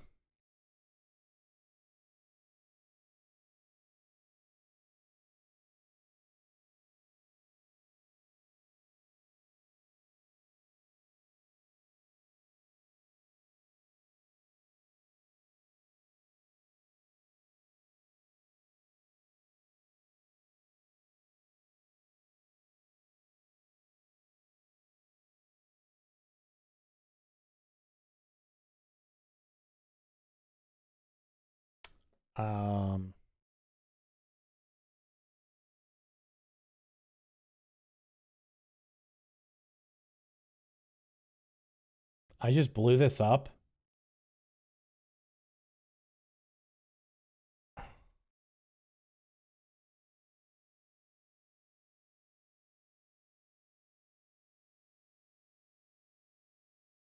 That does not look like it. I'm sorry. That looks like it could be the bottom. I mean, I don't think so.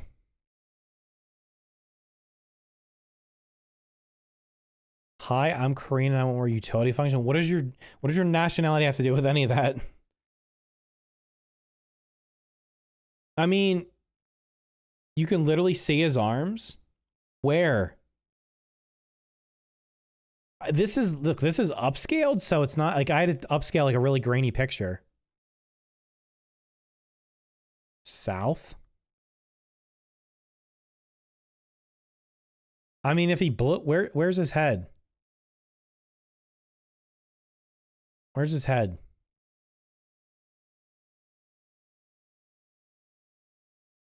One on the immediate left of him. This? Brother, you have like eagle eye vision if you see this. Is that the head further up the path? I can't listen. I took a screenshot from that video, upscaled it I took a screenshot of this and upscaled it 16x, and this is a 4K video. I don't know. Well, there are clouds up here. The real question is like, is this all playable at launch or is this not going to be playable? There's like a whole garden back here. There's a whole, this looks like a, is this all water? I wonder if this whole area is going to be playable or if it's only going to be up to this part. It's his body compared to an image of him. It could be. I would not say with confidence.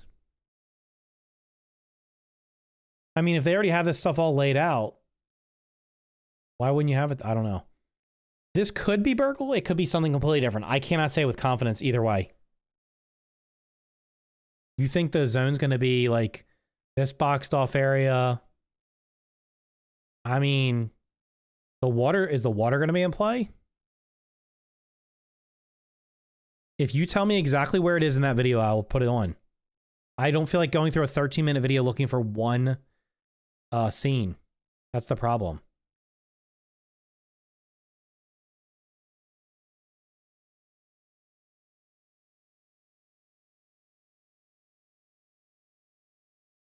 $3.44 in the direct. Thank you. And we're talking about the original direct, not the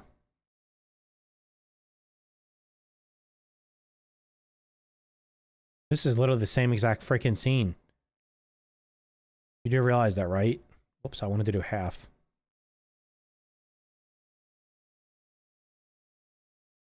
$3.44.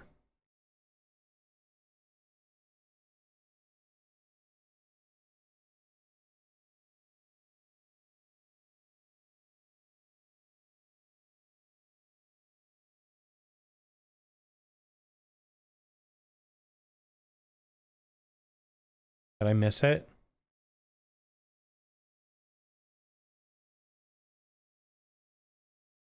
That?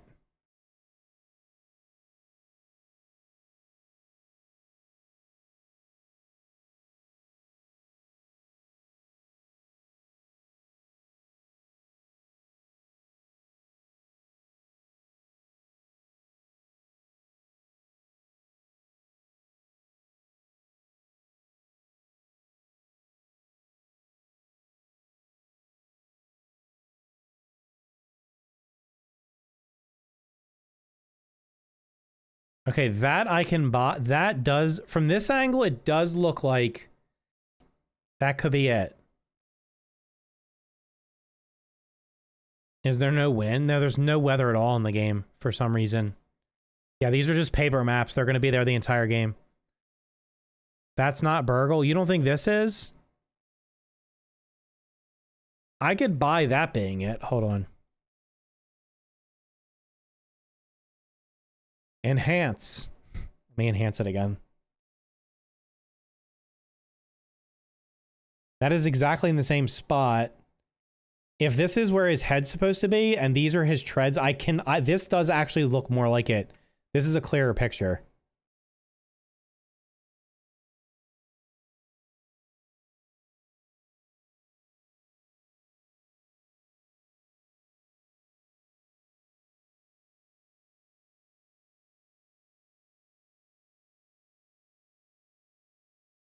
Let's upscale it.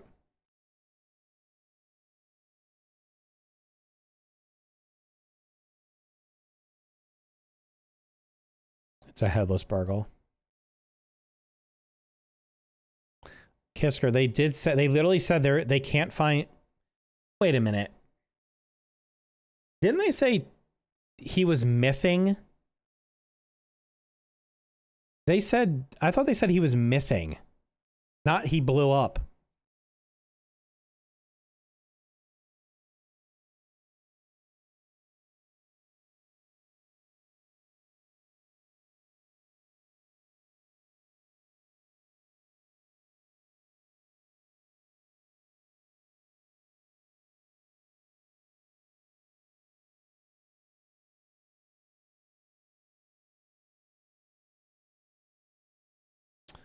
That looks like two arms and the treads there.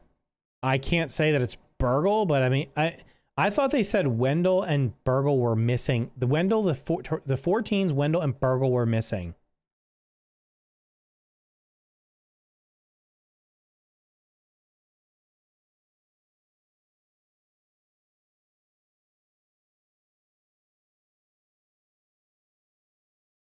The news said...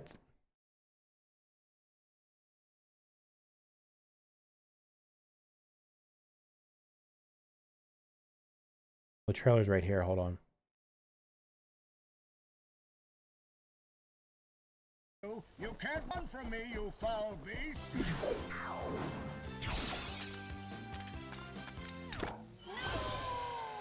With new flexible legs, the yoke girth action figure can ride anything!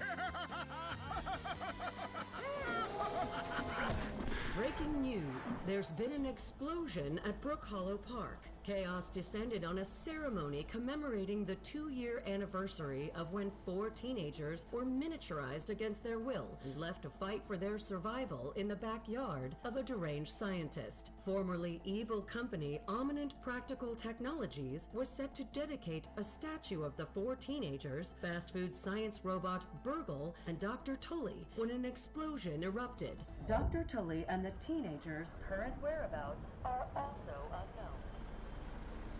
Okay. I mean, it's probably him though. No, stop. I'll get copyright struck. Stupid ass video.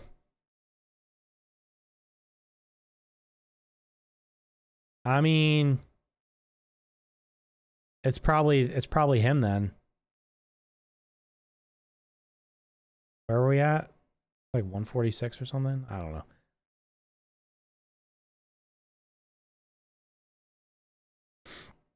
Okay, based on all the evidence, I would say that I would be more confident that is Burgle than not Burgle. It looks like the same shape as him. The picture I have is upscaling it, so it's not going to be exact.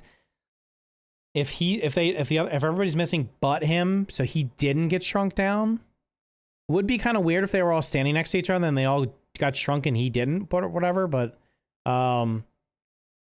so the entire story is basically you have to fix Burgle. Is that the way we win the game? That's got to be it. You have to repair Burgle, get his head back on, and that's the end of the game. I just predicted it before it even launched.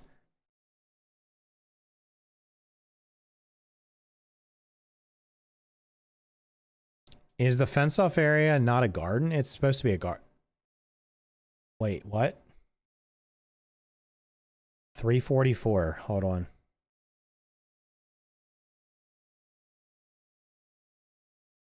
$344. Yeah, you're right. Wait.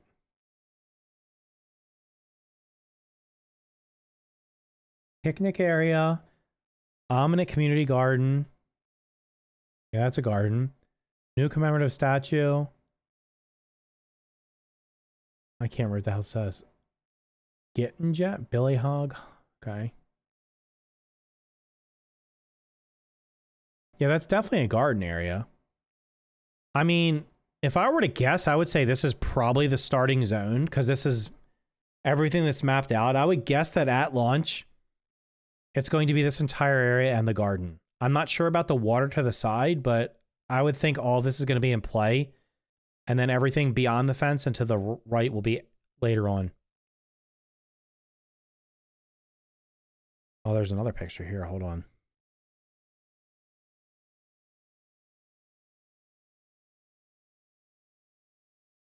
Renovated restroom, number 10.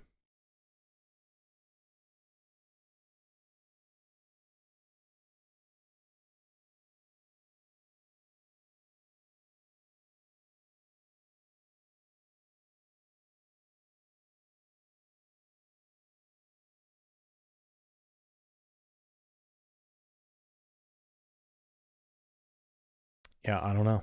I think...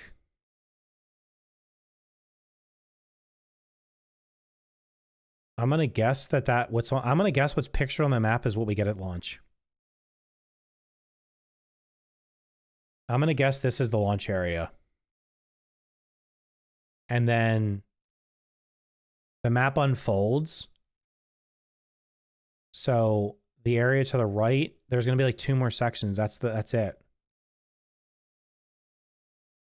Are we going inside the restaurant later? Is there a restaurant? Am I blind?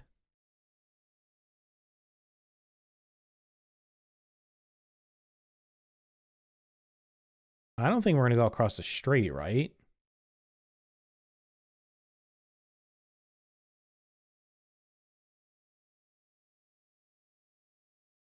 Did it say restaurant?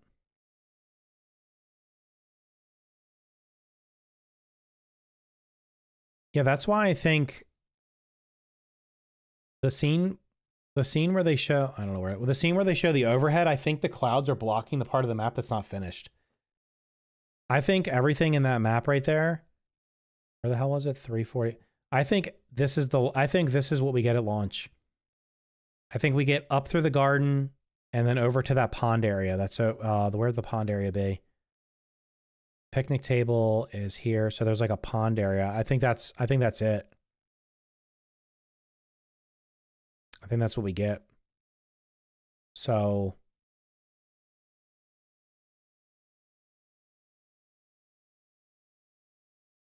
see when they show the overhead shot.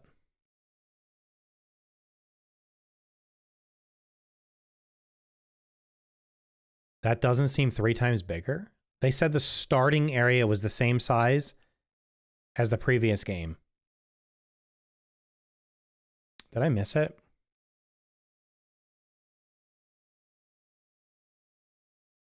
The starting area.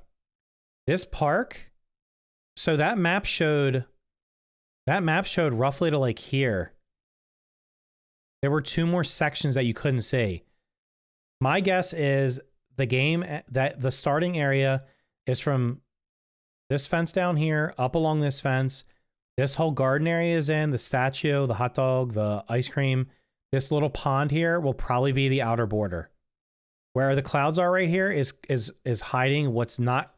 There's nothing behind them, it doesn't look like. So I would speculate that everything beyond these clouds is not finished, and that's going to be later. So I think the starting area is going to be straight up here, and then this whole area. And that's what's roughly that map. The map shows like over to like here. But there's a water area here. I'm sure they'll probably have that in there. So I think, and this looks like, no, that's the picnic table. I don't know what the heck this is. What is that? Oh, there is something back there. There's like a building back there, right? But I think this is where we're going to start. But it goes from here to here is one section. There's going to be another section and another section over there. So the game's going to progress this way. This is just a giant body of water, and this is a road here. So you're just going to basically progress this way through the yard. I thought there were scenes from over there. I don't think so. Where's our scenes from over there? Everything shows like the hot dog cart, the ice cream. They don't even show anything in here. Yeah, I'm pretty sure this is water. I'm pretty sure this will be a water biome. So you might have a hot biome, a cold biome, and a water biome. And then they said that underneath the hot dog cart is the anthill. So that's probably where the toxic area is. Could be. Could build a base over there. I mean, this is fairly large, right? This is a... Leeches? Oh, yeah, that's right. There were leeches in the first game, weren't there? I think everything that was cut from the first game is in play in terms of bugs. There's no reason not to use them if they already had everything modeled up for them and they just didn't put them in. Wonder where the boss arenas will be. The greenhouse would make sense to maybe have a boss in it. Or there's almost surely a boss in the garden. If the underground area where the roaches are has toxic waste, is it unreasonable to think there might be some type of toxic infected creature back there? I mean, that could be something. I don't know if you can go inside the statue. I would guess there's going to be a boss in or around the hot dog cart, in or around the ice cream area, up in this garden, and then there might be one. There'd be cool if there was an underwater boss. That'd be pretty cool. Imagine the underground as big as the surface. Yeah, I don't know, but that's doubling the size. That would be crazy.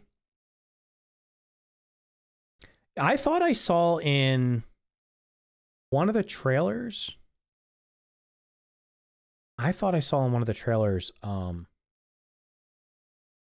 What looked like a Venus flytrap. Where did I write that down? It was when they were doing the dashing.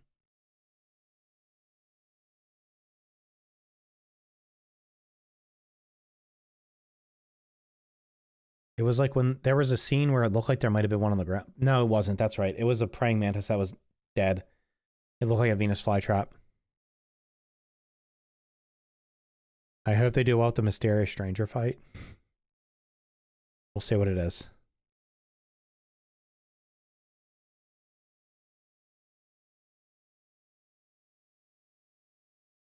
Yeah, that's true. That might not be clouds either. It could be the explosion.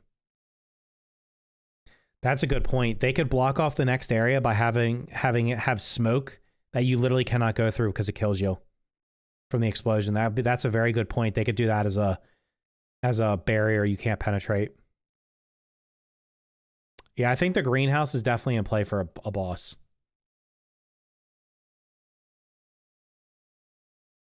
Do you think bugs will... do you think the bugs are going to be able to walk up walls and stuff?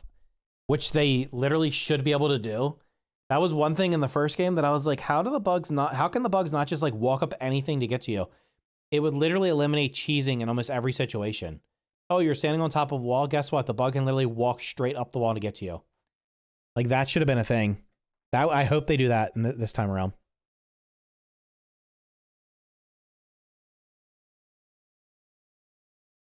I think at some point they will have a flying... it'll probably be like late game. You can like tame the butterfly or something and fly around. Because if the map's 3 times the size, you're going to have to be able to get around quickly. Unless they give us teleporters in the base game. You've heard you can vertically climb? They did not show the... They showed it. They did not show the mounts walking up walls. All right, Blue Flame. Have a good night, dude.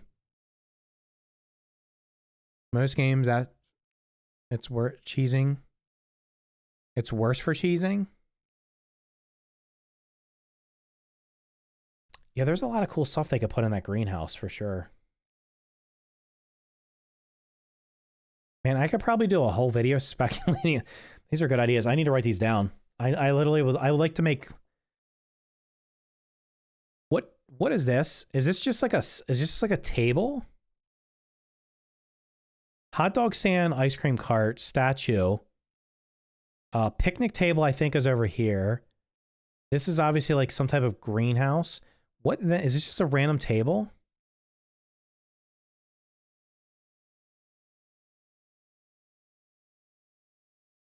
This game looks heavily influenced by Smallland. This game is heavily influenced by the original game. Smallland does not. Smallland just had had shrunk people as well. An ice chest?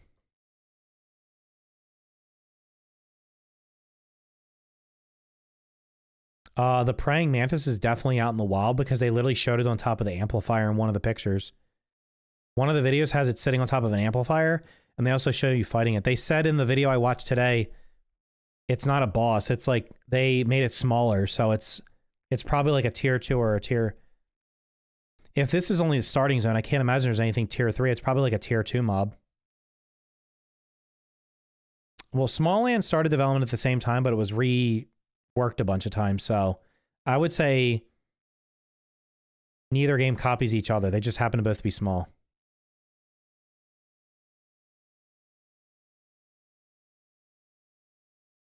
What are they adding in this game that was... The new creatures are butterflies, and they already had moths. So the butterfly is just literally a reskinned moth.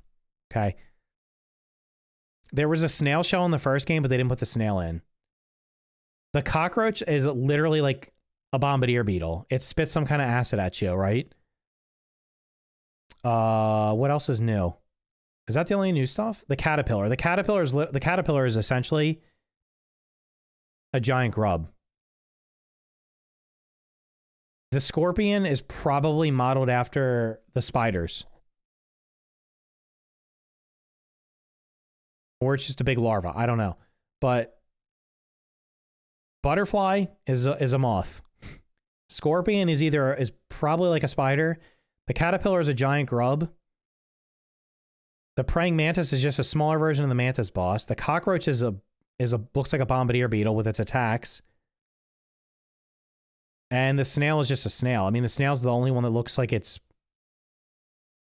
not modeled after anything.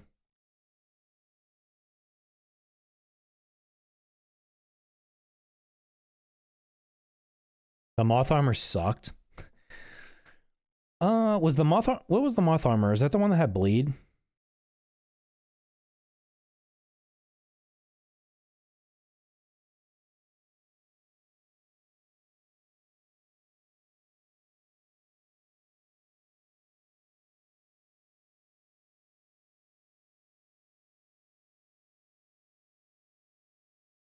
Yeah, mounts were like one of the most requested features for the first game the entire time it was in early access.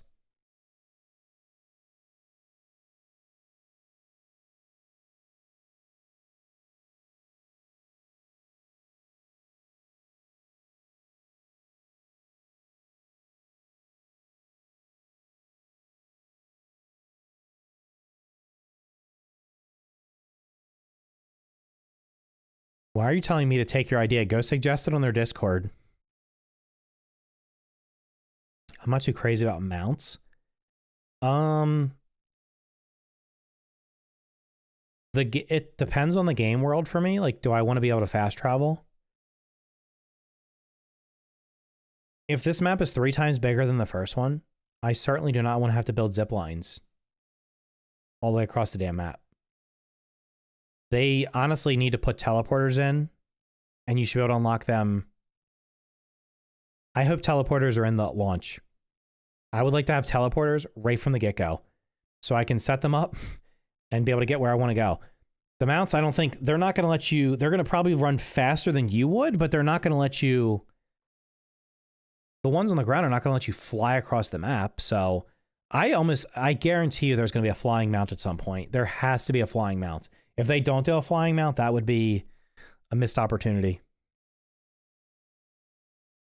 I don't like the Omni tool. Well, no, we already talked about this. This is either a cloud or it could be smoke from the explosion. But what I think is happening is, I think we're getting this whole area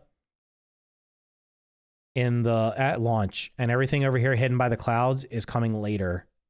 That's what I'm thinking.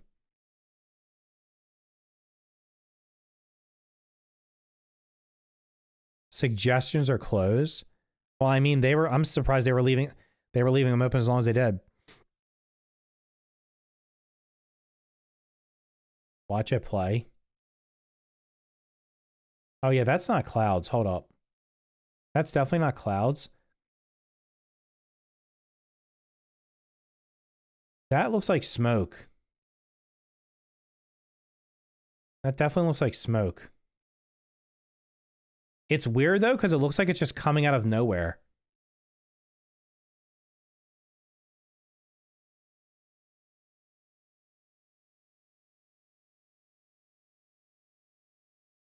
Yeah, 100% smoke.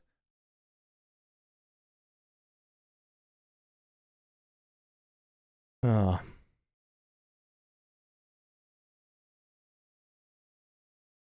Yeah, I mean, this is a huge area. This looks like the size of the original map.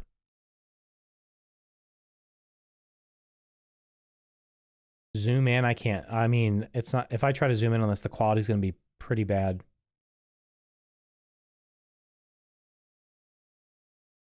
Well, if Burgles exploded here, it could be coming straight up from here.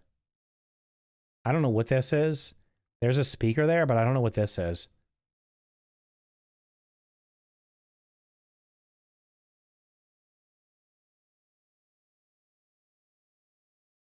Are there scenes looking from where the smoke is? I mean, there's a scene looking out of the hot dog, but I don't think it shows smoke rising at any point. I think they honestly put this here to just obfuscate this whole area so you can't see what's going on. That's almost surely why they put this here, because it blocks off the part of the map that you can't see.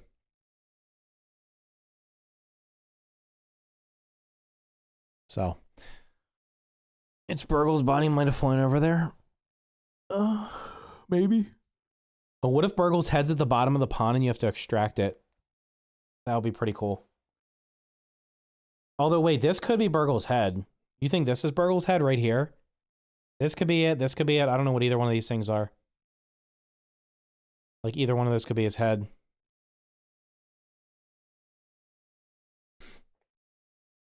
Although, looking out of the hot dog scene, the hot dog thing you can't really see. I think it's looking in this direction. You can't really see much.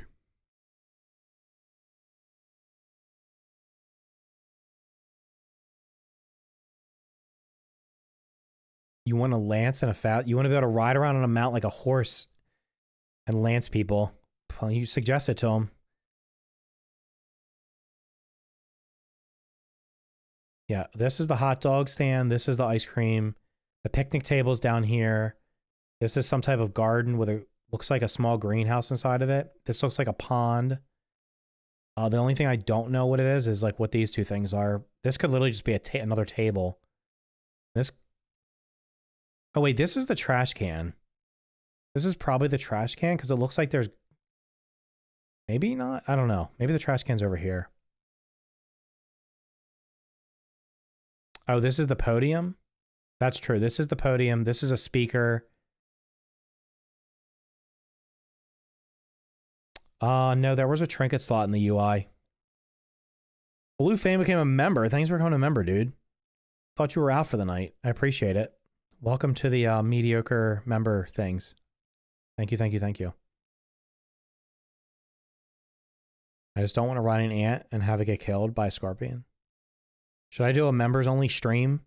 It'll be like a very intimate group. It'll only be a couple of us. Yeah, there was a trinket slot. I'm pretty sure. I don't want to ride an ant and have it get killed. They said the ants only permadie in WoW mode. You heard it was a drink tray. I don't think they've ever showed this part, so I don't know what that is. It's hard to say. Especially on this low quality.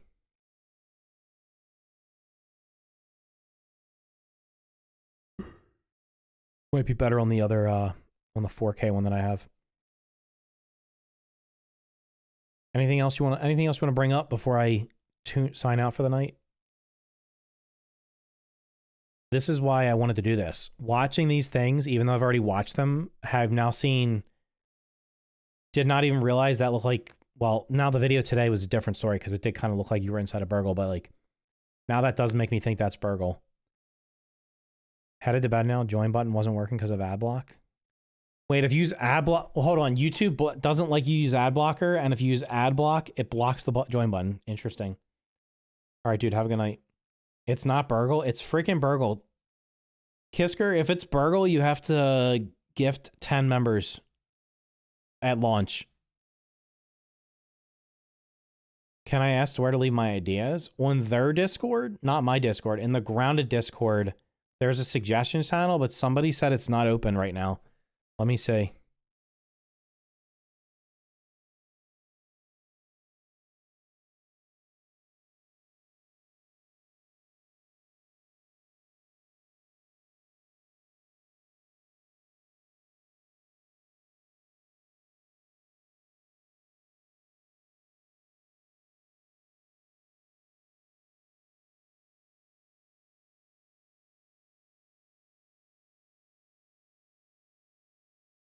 They said they're not taking any suggestions until July 29th. So I would just join their Discord and then wait until the game launches, then leave your stuff. Good night, person.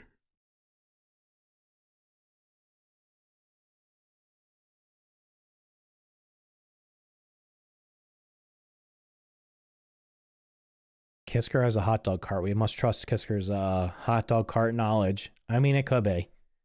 The scenes where they show you walking through the things could be under there. But that scene from the video today makes me think that you're inside of Burgle. So, listen, we only have 19...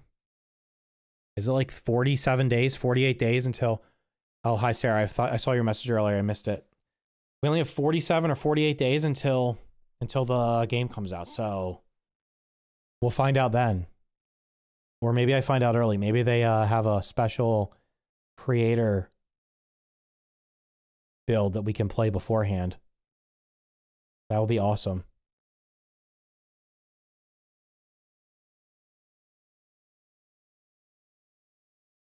Could be that going in Burgle, you get your quests. That could also be a thing. I don't know.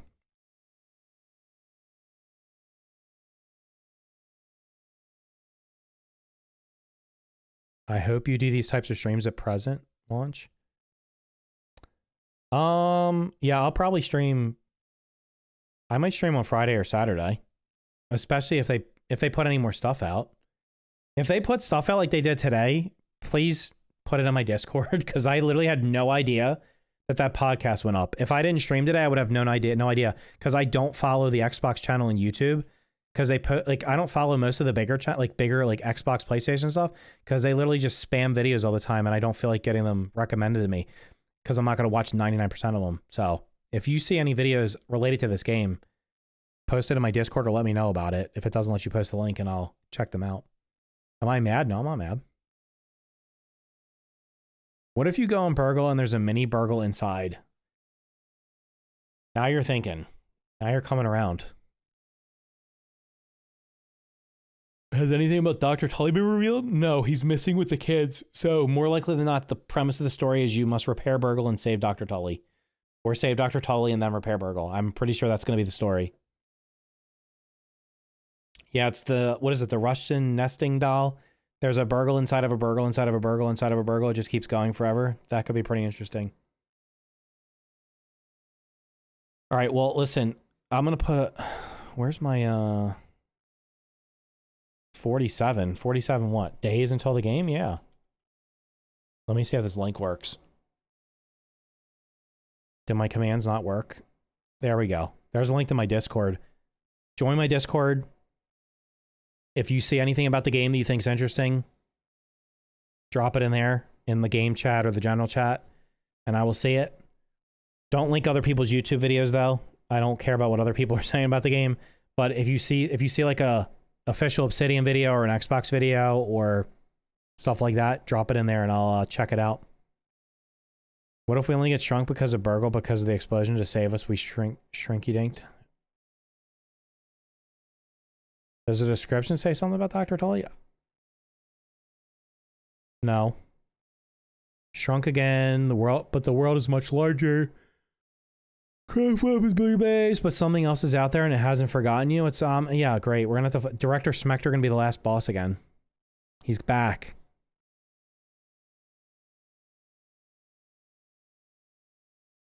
They showed him raisioning in the picture.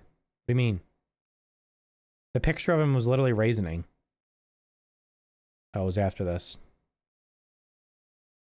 It shows him with like this picture right here. He has like the raisined face.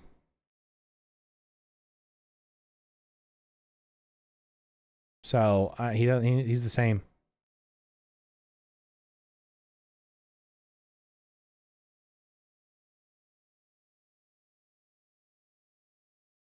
Got my gold card on the Scarab. Nice.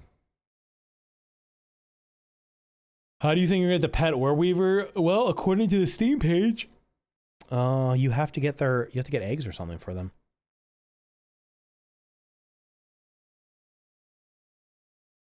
Hatch, raise, and ride your own insect friends. So you have to get ant eggs or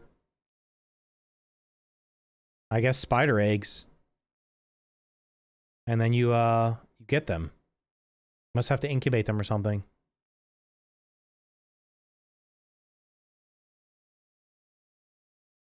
You just woke up. It's like bedtime. All right, I'm going to go to bed because I am getting tired. So I do super appreciate everybody stopping by. Make sure you guys hit the like button on the way out. I might stream on Friday or Saturday. If I see anything else interesting.